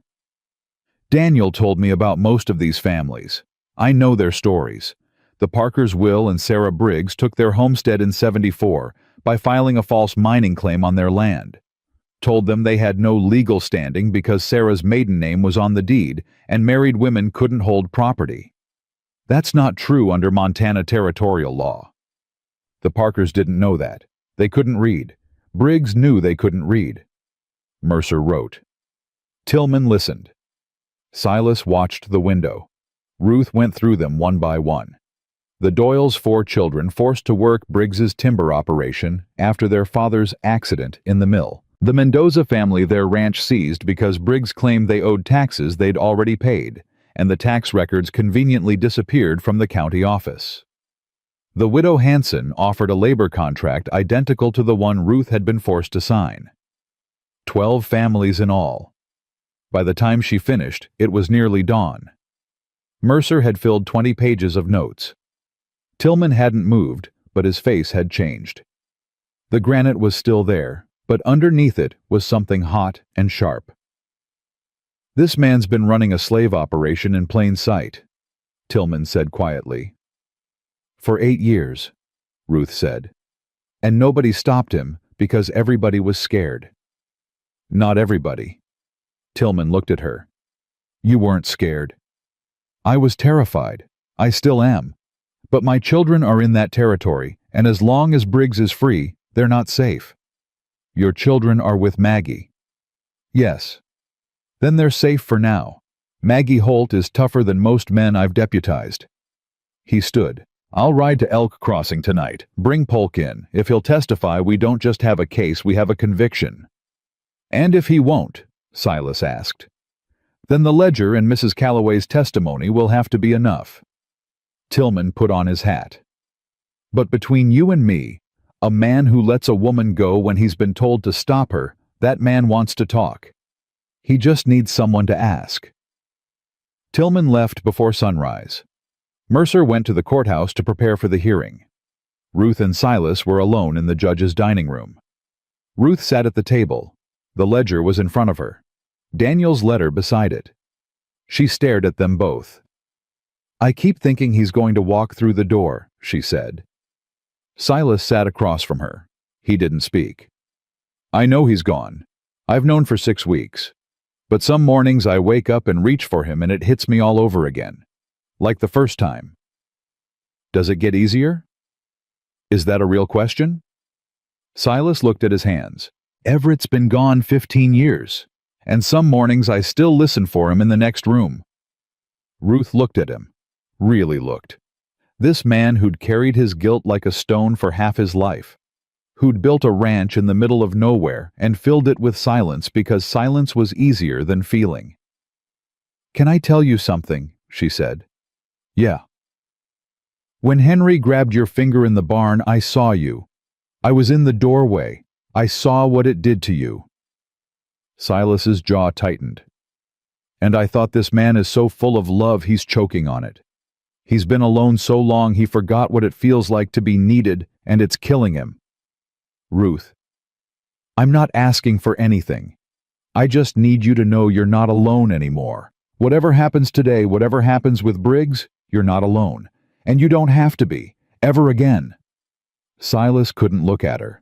He stared at the table, at his hands, at the grain of the wood. His throat worked. His eyes burned. "I don't know how to do this," he said. "Any of it. The being close to people, caring about what happens to them. I lost that somewhere between Tennessee and Montana, and I don't know if I can get it back." "You already have." "How do you know?" "Because you cried in a barn when a 4-year-old held your finger. Because you gave up your peace for a woman and 3 children you'd never met. Because you're sitting here right now instead of on your porch with your rifle pretending the world doesn't exist." She reached across the table, took his hand. He let her. "Henry doesn't grab just anyone's finger, Silas. He chose you. And so did I." Silas held her hand, held it like a man holding a rope over a cliff, terrified to grip too tight, more terrified to let go. "If this hearing goes wrong, it won't. But if it does, if Briggs walks free, I want you to take the children and go west. California, Oregon, somewhere Briggs can't reach." "I'm not running again." "Ruth, I ran from Elk Crossing. I ran through the prairie. I ran through the mountains. I'm done running. If Mercer can't stop Briggs, I'll find someone who can. And if no one can, I'll do it myself." "You can't fight a man like Briggs alone." "I'm not alone. You just told me that." He almost smiled. Almost. The corner of his mouth lifted just a fraction, and Ruth saw something she'd never seen on his face before: hope. Fragile and thin as new ice, but there. "You're the stubbornest woman I've ever met," he said. "And you're the stubbornest man, so we're even." He squeezed her hand. Once, then let go. "Get some sleep. The hearing's at 2. Ruth went to the spare room. She lay on a real bed for the first time in weeks. She thought of Henry, of Lily, of Jacob standing in Maggie's doorway, knife on his belt, watching her ride away. She thought of Daniel's letter in her pocket, of the last line he'd written: "I loved you more than I ever knew how to say." "I know," she whispered. "I'm finishing what you started." She slept, dreamless, deep. The hearing convened at 2 o'clock in the Helena Federal Courthouse. Mercer sat behind the bench in his robes, looking like a different man than the one who'd met them in a stable. Behind the spectacles and the white hair was Steele. Ruth sat at the front. She'd washed her face, braided her hair, and borrowed a clean dress from Mercer's housekeeper. The dress was too big, but she'd pinned it. She looked respectable. She looked like exactly what she was, a mother who'd walked through hell and was ready to tell the world about it. Silas sat behind her, cleaned up but no less dangerous. His rifle was outside Mercer's rules, but the tension in his body said he didn't need a weapon to be a threat. The courtroom was small, a dozen wooden chairs, a clerk, 2 territorial lawyers Mercer had summoned as witnesses to the proceedings, and in the back a reporter from the Helena Independent, a young woman named Clara Dunmore, who'd been covering Briggs's land acquisitions for 2 years and had never been able to prove anything. "All rise," the clerk said. Mercer entered, sat, adjusted his spectacles. "This is an emergency hearing regarding allegations of land fraud, contract forgery, and criminal coercion against Harlan Briggs of Elk Crossing, Montana Territory. Mrs. Ruth Calloway, you may present your evidence." Ruth stood. Her knees shook. She gripped the edge of the table. "My husband, Daniel Calloway, was murdered by Harlan Briggs 6 weeks ago." She told them everything. Not with fury, she'd burned through fury weeks ago. She told it with clarity, with precision, the way Daniel would have wanted. She named every family, quoted every entry, held up the ledger and turned the pages one by one while the clerk copied the relevant passages. The lawyers asked questions. Ruth answered them, direct, no hesitation. "Can you prove these are your husband's writings?" She produced Daniel's letter. The handwriting was compared, identical. "Can you prove the contracts Mr. Briggs holds are forged?" "My husband documented the forgeries." Page 14 through 22. He noted which signatures were genuine and which were copies. He even identified the man Briggs hired to forge them, a clerk named Willard Spence, who works in the county recorder's office. Mercer sent a deputy to bring Spence in. They found him at his desk, drunk and shaking. He confessed in 11 minutes. "Briggs paid me $20 per signature," Spence said, his voice cracking.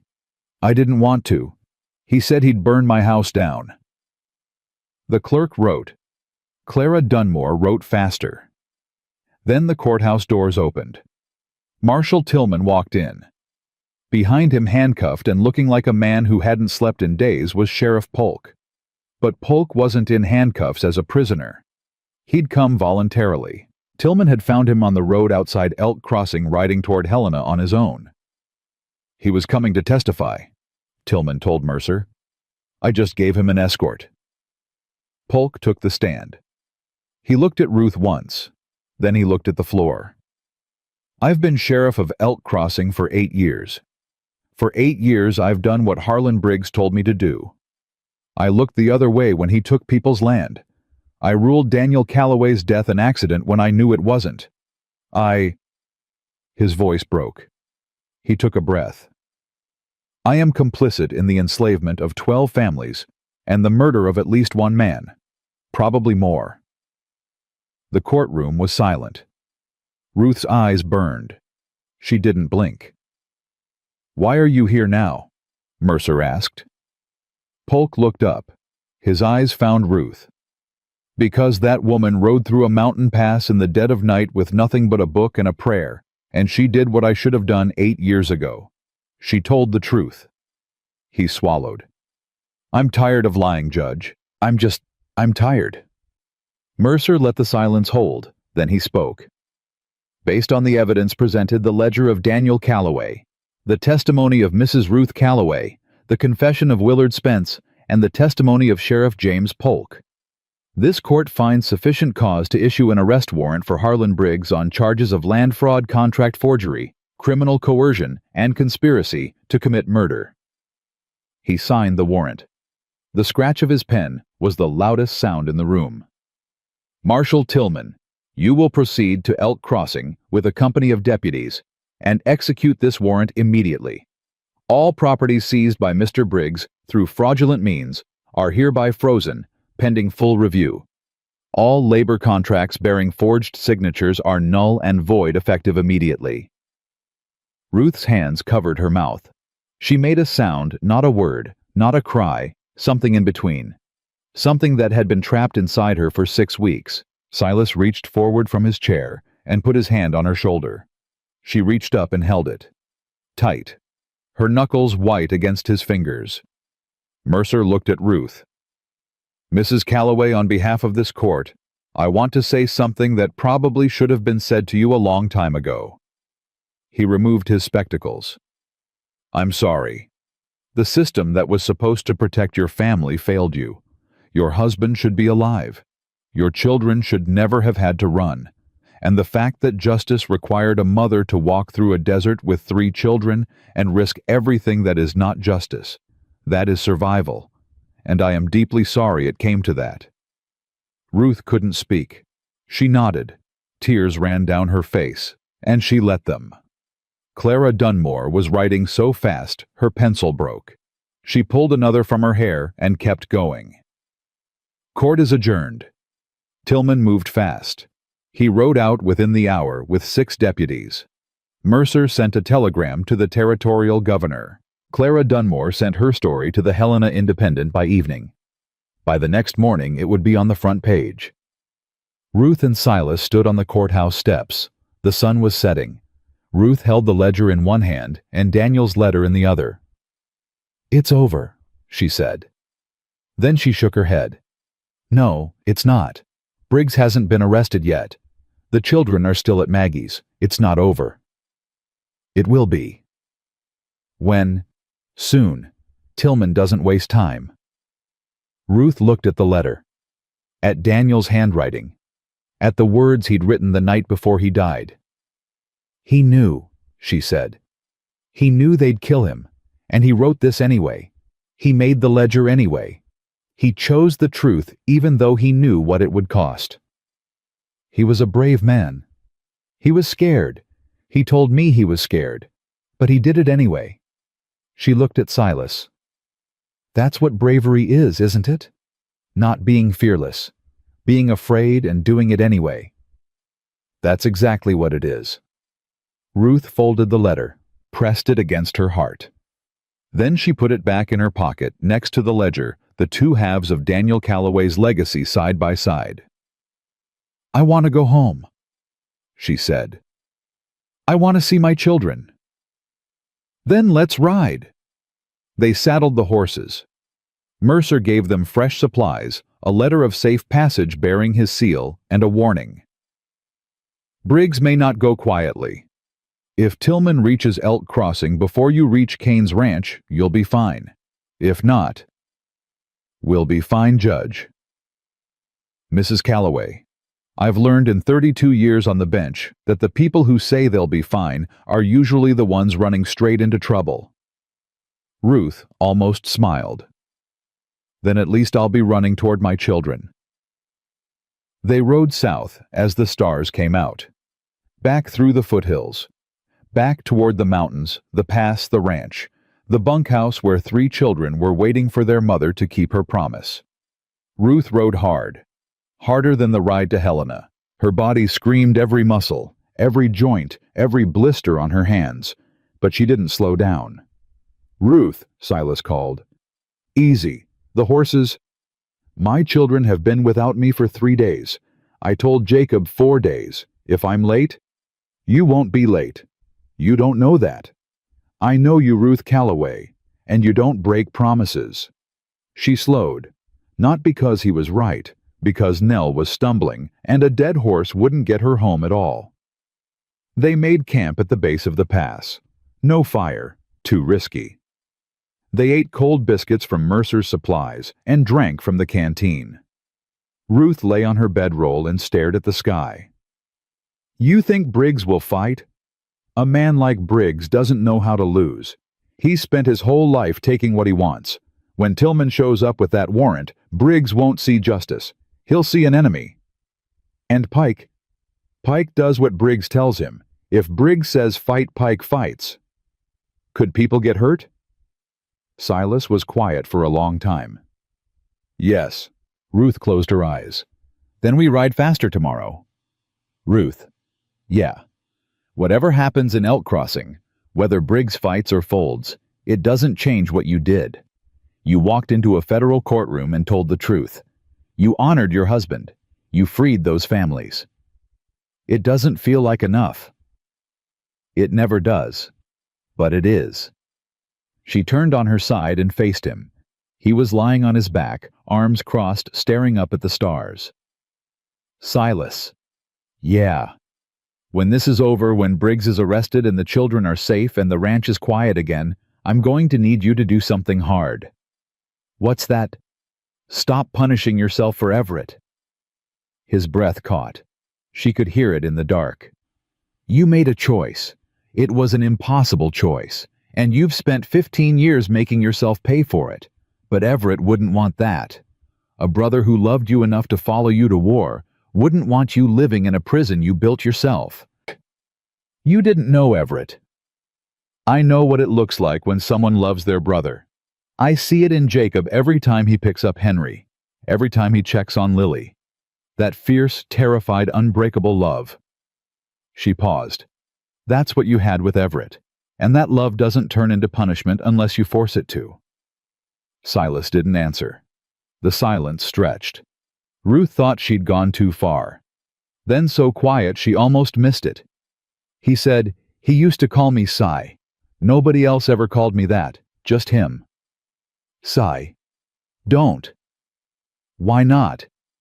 Because if you call me that, I'm going to fall apart, and I can't fall apart right now. You don't have to fall apart, you just have to let someone in. Silence. Long, heavy, full of everything neither of them could say. Good night, Ruth. Good night, Silas. She closed her eyes, slept, and somewhere in the dark, Silas Kane pressed his hand against his chest, where 15 years of grief sat like a stone, and felt it shift. Not disappear, not heal, just shift, just enough to breathe. They broke camp before dawn and rode into the pass. The pass was easier in daylight. The horses moved faster, surer, and Ruth pushed Nell hard through the switchbacks, leaning into every turn, like the mountain was something she could bend with willpower alone. They cleared the ridge by mid-morning. The flatlands spread out below them, and somewhere beyond the horizon sat the ranch, and beyond the ranch sat Maggie's house, and inside Maggie's house sat 3 children who were counting the hours until their mother came home. Ruth was counting too. How far? She asked. 4 hours, maybe 3 if the horses hold. They'll hold. They rode in silence for the next mile. Then Silas pulled up short. Riders. Ruth's hand went to her knife. Where? South. Coming from the direction of town. He squinted. 3 no. 4. Riding fast. Briggs men. Can't tell yet. Ruth's heart hammered. They were in open country. No cover. No walls. If it was Pike, if it was Briggs's hired guns, there was nowhere to run. Silas swung the rifle off his back. Get behind me. Stop telling me to get behind you. Ruth? I didn't ride 2 days through a mountain pass to hide behind a man's back a mile from my children. Give me the revolver. He looked at her. She held out her hand. Steady. He gave her the gun. They waited. The riders closed the distance. Ruth could make out shapes now, hats, badges, tin stars catching the morning light. Badges, Ruth breathed. Tillman. It was. Marshal Tillman, at the front, 3 deputies behind him, and behind them, handcuffed, slumped in his saddle, like a man whose spine had been removed, Harlan Briggs. Ruth's legs went weak. She gripped the saddle horn to keep from sliding off. Tillman pulled up. He tipped his hat. Mrs. Calloway, Mr. Kane, heading home. Ruth couldn't speak. She was staring at Briggs, the man who'd killed her husband, stolen her home, sent armed men after her children. He sat in his saddle with his wrists bound, and he wouldn't look at her. His eyes were fixed on the horizon, jaw-tight mouth a thin line. "Is it done?" Silas asked. "Done and then some. We rode into Elk Crossing at dawn. Briggs was at his office, didn't even try to run." Tillman's mouth twitched. "Pike did, though. Got about 200 yards before Deputy Collins put a bullet in his horse. Pike's in the Elk Crossing jail. Briggs is headed to Helena for trial." "And the families." Ruth's voice came back. Rough. Cracked. "The 12 families in the ledger. Every contract's been voided. Judge Mercer's orders. The Parkers, the Doyles, the Mendozas, all of them. Free." Tillman paused. "The Doyle family, the ones working the timber operation, their youngest boy ran 3 miles to the general store to tell everyone. By the time we left, half the town was in the street." Ruth closed her eyes. She thought of Daniel, of his careful handwriting in the ledger, of the nights he'd stayed up late, documenting, recording, building a case that no one asked him to build because it was the right thing to do. "You did it," she thought. "Not me. You." "Mrs. Calloway?" She opened her eyes. Briggs was looking at her now. His face had changed. The mask was gone. The charm, the false warmth, the careful smile stripped away. What was left was small. Old. Afraid. "Mrs. Calloway, Don't." Ruth's voice was quiet. Not angry. Something worse than angry. Final. "Don't speak to me. Don't say my name. Don't say my husband's name. You don't get to make this into a moment where you ask for forgiveness, and I give it. You killed my husband. You tried to enslave my children. And the only reason you're sitting in that saddle instead of lying in a ditch is because Daniel Calloway believed in the law more than he believed in revenge." Briggs's mouth opened, closed. He looked away. Tillman watched the exchange with a face like stone. Then he nodded at Silas. "One more thing, Kane. Sheriff Polk resigned his badge this morning. Handed it to me personally. Said to tell Mrs. Calloway he's sorry and he'll testify at the trial, and—" Tillman paused. "He asked me to give you this." He reached into his saddlebag and pulled out a small wooden box. Handed it to Ruth. Ruth opened it. Inside was a badge. Polk's badge. And beneath it a folded piece of paper. She unfolded it. Handwritten. Shaky letters. Polk's hand. "Mrs. Calloway, this badge should have protected your family. It didn't. I'm giving it to you because you did what it couldn't. J. Polk." Ruth folded the paper. Put it back in the box. Closed the lid. "Tell him I don't want his badge," she said. "Tell him to give it to someone who'll use it right." Tillman took the box back. "Yes, ma'am." He rode on. The deputies followed. Briggs passed within 10 feet of Ruth. She didn't look at him. She looked straight ahead toward the road south toward her children. When the riders were gone, Silas spoke. "You all right?" "No." She wiped her eyes. "But I will be. Let's go get my kids." They rode hard. 3 hours became 2. Ruth pushed Nell until the mare was lathered, until Silas had to shout at her to slow down, until the rooftops of town came into view, and Ruth's whole body started shaking with something that wasn't fear. Maggie's house, the white fence, the front door. Ruth was off the horse before it stopped moving. Her boots hit the dirt and she ran. She ran up the path and hit the porch steps, and the door flew open, and Jacob was there. He looked like he hadn't slept. His eyes were red. Daniel's knife was on his belt. He stood in the doorway like a soldier at a post, and when he saw his mother, his whole face came apart. "Mama!" Ruth grabbed him, pulled him in, held him so tight she could feel his heartbeat against her chest. He was stiff for 1 second, just one, and then he broke. His arms went around her, and he buried his face in her shoulder, and he cried the way a 12-year-old boy cries when he's been trying to be a man for too long. "I'm here," Ruth said. "I'm here. I came back. You promised 4 days. It's been 3.5. I was about to—" I know. "Mama!" Lily came flying out of the house. She hit Ruth at full speed, almost knocking her over, wrapping her arms around Ruth's waist and squeezing with every ounce of her 8-year-old strength. "You came back. You came back. You came back. I told you I would. I know, but I was scared." "Me too, baby. Me too." Then Maggie appeared in the doorway, holding Henry.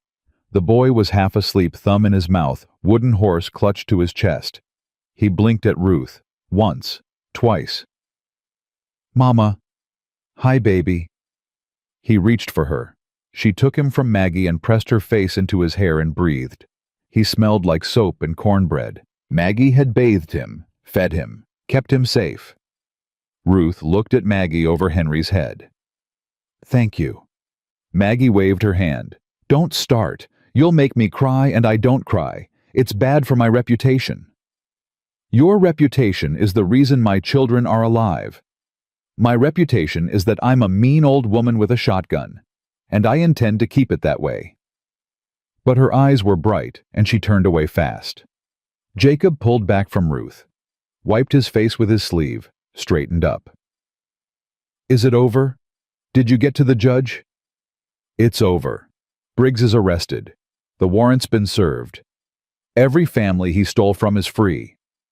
Jacob stared at her. "Papa's ledger did that. Your papa did that. We just finished what he started." Jacob's hand went to the knife on his belt. He gripped the handle. His father's knife, his father's fight. "Good," he said, and his voice sounded different, lighter, like a weight had lifted off something deep inside him. Silas hung back. He'd tied the horses and stood at the fence, giving Ruth her moment, but Lily spotted him. "Mr. Silas." She broke away from Ruth and ran to the fence. Silas crouched down just in time for Lily to throw her arms around his neck. "You brought her back." "She brought herself back. I just rode next to her." "Are you staying?" "I'm right here, Lily." "No, I mean forever. Are you staying forever?" Silas looked up. Ruth was watching from the porch, Henry on her hip, Jacob beside her, the whole family looking at him, waiting. "I ain't going anywhere," he said. Lily beamed. "Good, because I drew you another picture and it's way better than the first one." Maggie shooed them all inside. She fed them pot roast potatoes, biscuits, the kind of meal that tasted like civilization after weeks of jerky and hardtack. The children ate until they couldn't move. Henry fell asleep in his chair. Jacob ate 3 helpings and then sat back and closed his eyes, and for the first time since Daniel died, he looked like a kid. After supper, Ruth sat on Maggie's porch. The children were inside. She could hear Lily telling Maggie about the ranch, about the horses, about the drawings on the bunkhouse wall. She could hear Jacob asking about the trial, about what would happen to Briggs, about whether the families would get their land back. She could hear Henry snoring. Silas came out and sat beside her. "Maggie says we can stay the night. We should get back to the ranch. Tomorrow. The horses need rest. You need rest." "I'm fine." "You haven't slept in 2 days." "I slept at Mercer's." "For 1 hour. That counts?" "No, it doesn't." She almost laughed. Almost. It came out as a breath, a half sound, the ghost of a laugh. But it was there. "Silas." "Yeah. We won." "We did." "Then why do I feel like crying?" "Because winning doesn't undo what you lost. It just means the losing stops." She looked at him. This man who understood grief the way she did not, as something you got over, but as something you carried. Something that changed shape over time, but never went away. "I want to go home," she said. "To the ranch. Your ranch." "It's not my ranch, Ruth. Hasn't been since the day you showed up." "Whose is it then?" He was quiet for a long time. Then, "Ours. If you want it to be." Ruth leaned her head against the porch post. "I want it to be." "Then it is." They sat there as the stars came out. Not touching, not speaking, just sitting. And the silence between them was the kind of silence that only exists between two people who've been through something together that words can't hold. They rode home the next morning. All of them. Ruth and Henry on Nell, Jacob and Lily on Bonnie. Silas walked. He said the horses were tired. Ruth knew he was giving the children the ride, because that's who he was. The kind of man who walked so others could rest. Jacob noticed. He didn't say anything, but he watched Silas walk beside the horse, one hand on Bonnie's neck, and something in the boy's face softened. "Mr. Kane?" "Yeah." "You can ride with us. Bonnie can handle 3. "I'm all right." "I know you're all right, but Lily wants to show you her drawing, and she can't do that if you're down there and she's up here." Silas looked up. Lily was holding out a piece of paper, grinning. "It's the ranch," she said. "See, that's the house, that's the barn, that's Bonnie, that's Jacob falling off Bonnie." "I didn't fall off." "You did, twice. 1.5 times." Silas took the drawing. He looked at it for a long time. It was better than the first one. The stick figures had the right number of arms. And in the middle of the picture, standing in front of the house, was a family, a woman, a tall man, 3 children, a horse. "Who's the tall one?" Silas asked. "That's you." "And the woman?" "That's Mama." "And we're all standing in front of the house."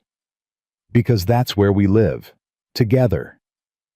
Lily said it like it was the most obvious thing in the world, because to an 8-year-old it was. Silas folded the drawing and put it in his shirt pocket, next to the first one. He cleared his throat. "I'll ride." He swung up behind Lily. She leaned back against him, comfortable, trusting, like she'd been doing it her whole life. Jacob held the reins and said nothing, but the corner of his mouth turned up. Ruth watched from Nell's back. Henry was asleep against her chest. She watched Silas ride with her children, and she felt something she hadn't felt since Daniel was alive. Not safety, not even love. Something deeper. Belonging.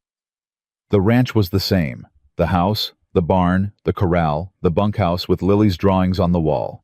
Nothing had changed. Everything had changed. Ruth walked through the house. Silas's house.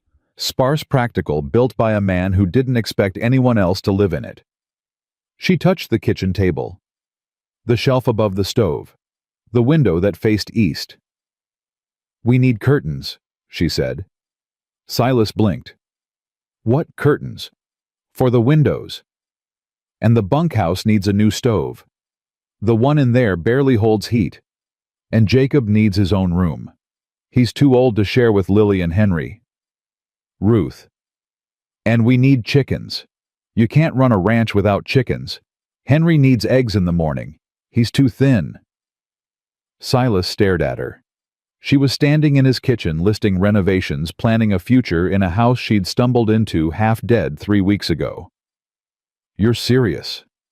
"Silas Kane, I have walked through a desert, ridden through a mountain pass, testified before a federal judge, and faced down the man who killed my husband. I am very, very serious about curtains." He laughed. Actually laughed. Out loud. A real laugh, full and rough and startled, like he'd forgotten his body could make that sound. Ruth stared at him, and then she started laughing too, and they stood in his kitchen, laughing like fools, while 3 children watched from the doorway with their mouths open. "Mama's laughing," Lily whispered. "Mr. Kane's laughing," Jacob whispered back. Henry looked up from his wooden horse. "Everybody's happy." "Yeah, baby," Jacob said. I think everybody's happy. The weeks that followed were quiet. Not the silence of solitude, the quiet of healing. The ranch filled with sounds it hadn't known in 15 years. Children's voices. Ruth's singing she sang while she cooked low and sweet the same songs Daniel used to love. The hammer of Jacob mending fences. Lily's chatter. Henry's laughter. Silas built Jacob a room, added it onto the side of the main house. Nothing fancy, 4 walls, a bed, a window. But it was Jacob's. His own space. His own door. When the boy saw it, he didn't speak for a full minute. You built this, Jacob said. You need your own room. A man needs his own space. You called me a man. Didn't I? Jacob ran his hand along the door frame, touched the hinges, tested the latch. Thank you, he said. And it was the first time he'd said those words to Silas without it sounding like it cost him something. Lily got her paint. Ruth traded 6 jars of preserves at the general store for a set of watercolors and 3 brushes. Lily spent a week covering the bunkhouse wall with a mural so wild and colorful that Maggie rode out from town specifically to see it. Lord have mercy, Maggie said. That child's got a gift. She gets it from her father, Ruth said. She gets the talent from her father. The stubbornness is all you. Henry grew. He stopped asking for Papa every night. Not because he forgot, because he found something new to hold on to. Every morning he followed Silas to the barn. Every morning Silas showed him something: how to brush a horse, how to check a hoof, how to fill the water trough without making a mess. Small things, patient things. The kind of things a father teaches a son. One morning, Henry looked up at Silas and said, "Can I call you Papa Silas?" The barn went quiet. Even the horses seemed to stop. Silas crouched down, eye level with the boy. "You've got a Papa, Henry, a real good one. He's watching over you right now." "I know, but he's in heaven, and you're here." "I am. So can I have 2? Silas looked at the boy, 4 years old, wooden horse in one hand, the other hand reaching for Silas's finger the way he'd done that first day in the barn. That small, warm grip that had shattered everything. "Yeah," Silas said. His voice was rough, broken, rebuilt. "You can have 2. Henry grabbed his finger, held on tight. "Okay, Papa Silas." Silas pressed his free hand against his eyes. His shoulders shook. Henry didn't let go. Ruth found them like that. She stood in the barn doorway, the same doorway where she'd watched him cry the first time, and she pressed her hand against her heart and let the tears come. That evening after supper, after the children were in bed, Ruth and Silas sat on the porch. The sky was enormous, the kind of sky that makes everything else small. "Silas." "Yeah. I need to tell you something, and I need you to let me finish before you say anything." He turned to face her. "Daniel was the love of my life. He gave me 3 children and 10 good years and a heart full of memories I wouldn't trade for anything. And losing him broke something in me that I don't think will ever fully heal." Silas nodded, listening. "But you put me back together. Not whole, not the way I was before. Different, stronger in some places, still cracked in others, but standing. And I need you to know that I'm not looking for someone to replace Daniel.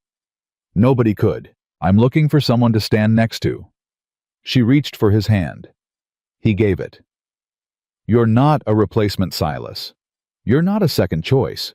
You're a whole new thing. And I choose you. Not because I'm lonely.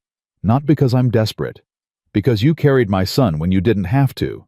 Because you taught my boy to ride. Because you let my daughter hug you even though it terrified you. Because you sat on this porch every night with a rifle watching the dark for people who might hurt us."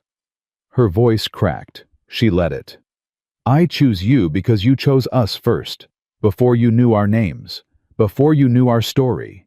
You looked at a woman and 3 children dying in your yard and you said, 'I'll take all of you.' And you meant it." Silas's hand tightened on hers. His jaw was clenched so hard a muscle jumped in his cheek. His eyes were wet. "I don't deserve this," he said. "That's not your decision to make." "Ruth, I couldn't save my brother. I couldn't. You saved my children. You saved me. And Everett." She squeezed his hand. "Everett would have loved you for it. You know he would." Silas broke. Not the way he'd broken in the barn, private, silent, alone. This time Ruth was there. She pulled him close. His forehead pressed against her shoulder, and he shook. 15 years of grief. 15 years of punishment.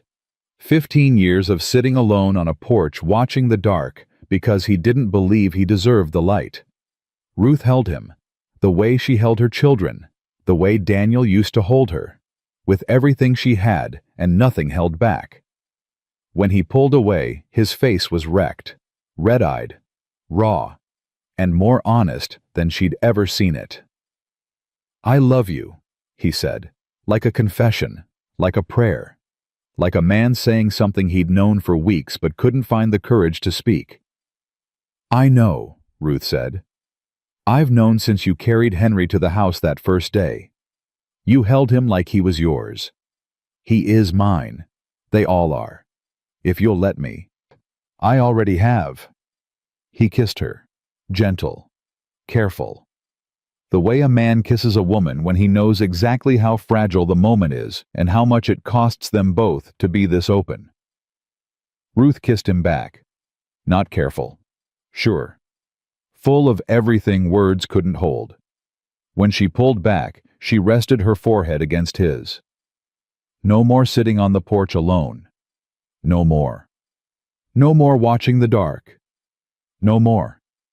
"Promise me." "I promise, Ruth." She believed him, not because promises were easy, but because this man had proven every word he'd ever spoken with action. He'd fought for her children before he loved her. He'd given them a home before he gave them his heart. Everything he did backwards, deed first, words after. And that was worth more than every pretty speech she'd ever heard. They married in the fall, under a cottonwood tree near the corral, the one where Ruth liked to sit and watch the children ride. Maggie performed the ceremony. She wasn't a preacher, but she was the closest thing the territory had to one, and nobody argued with Maggie. Jacob stood next to Silas. Not as best man, he wouldn't have accepted the title, but as witness. As the boy who'd carried his baby brother across the prairie and learned to shoot a revolver and stood in a doorway with a knife ready to fight the world. He wore Daniel's knife on his belt. He'd wear it the rest of his life. Lily threw wildflowers. Too many. They got in everyone's hair, and Maggie spent 10 minutes picking them out of her collar, complaining the whole time. Henry stood between Ruth and Silas during the vows. He held both their hands, one in each, and when Maggie said, "You may kiss the bride," Henry tugged on Silas's hand and said, "Kiss her, Papa Silas." Silas kissed her, and the children cheered, and Maggie wiped her eyes and said, "I am not crying, this is allergies." The ledger went to the Territorial Archive. Judge Mercer saw to it personally. Every family Daniel Calloway had documented received their land back. Briggs was convicted on 12 counts of fraud, 3 counts of coercion, and 1 count of conspiracy to commit murder. He died in prison 2 years later. Polk testified at the trial, served 6 months for his role, then left Montana. Ruth never saw him again. Clara Dunmore's article in the Helena Independent was reprinted in newspapers across the territory. Daniel Calloway's name was cleared. The saddle shop was returned to Ruth. She sold it to a young couple from Missouri and used the money to buy chickens, a new stove, and enough paint to keep Lily busy for years. Jacob grew tall. He worked the ranch beside Silas and learned every skill the man had, ran farrier, workhorse, breaking, fence building. He never called Silas Papa. He called him Sir, the way his father taught him to address a man he respected. That was enough, for both of them. Lily painted. She covered every wall within reach, and most that weren't. By the time she was 12, a gallery owner from Denver saw her work and offered to display it. She said yes, but she never left the ranch for long. She said the light was better there. Henry grew into a boy who laughed easily and loved fiercely and carried a wooden horse long past the age when other children would have set it aside. He set it on the mantel the day he turned 8, right next to Lily's first drawing of the family. And Ruth Calloway Kane planted a garden. She planted tomatoes and herbs and sunflowers tall enough to see from the road. She cooked meals that filled the house with warmth. She sat on the porch in the evenings with Silas's hand in hers and watched her children become the people Daniel would have been proud of. One evening years later, Henry sat beside Silas on the porch. He was 9, long-legged, sunburned, quick to smile. The wooden horse was on the mantel inside, but its memory lived in the boy's hands. Hands that were already learning to carve, to build, to create. Daniel's hands, in a new body, making new things. Papa Silas. Yeah, son. Do you ever miss being alone? Silas looked at the ranch. At Jacob hauling water from the well. At Lily on the fence painting the sunset. At Ruth in the kitchen doorway, wiping her hands on her apron, watching them all with a face full of the kind of love that doesn't ask for anything because it already has everything it needs. Not for one single second. Henry leaned against him. Silas put his arm around the boy. Ruth walked out and sat beside them. Lily ran over and squeezed in. Jacob saw them from across the yard, shook his head like he was too old for this, and then walked over and sat on the step below his back, against his mother's knees. 5 people, 1 porch, 1 family. Not born, chosen. Ruth rested her head on Silas's shoulder and spoke quiet enough that only he could hear. Daniel would have liked you. Silas's arm tightened around Henry. His voice was rough. I would have liked him too. He sent us to you. I believe that. I don't care if it's crazy. He sent us. Silas kissed the top of her head. Then I owe him everything. You owe him nothing. Just love his children. Our children. Ruth smiled. Our children. The sun went down. The family stayed on the porch. Nobody moved. Nobody spoke. The kind of silence that doesn't need filling because it's already full. And Silas Kane, the man who'd spent 15 years believing he didn't deserve a family who'd built a ranch in the middle of nowhere and filled it with silence, because silence was safer than love, sat in the center of everything he'd ever wanted and realized the simplest truth he'd ever known. You don't find family. You don't earn it. You don't deserve it or not deserve it. You just open the door when it shows up half dead in your yard and you say, I'll take all of you. And you mean it. And you spend the rest of your life being glad you did. If this story touched your heart, type family in the comments. Share it with someone who needs to hear it. And subscribe, because stories like this, stories about hope, about courage, about the kind of love that doesn't give up, that's what we do here. Every single week. See you in the next one.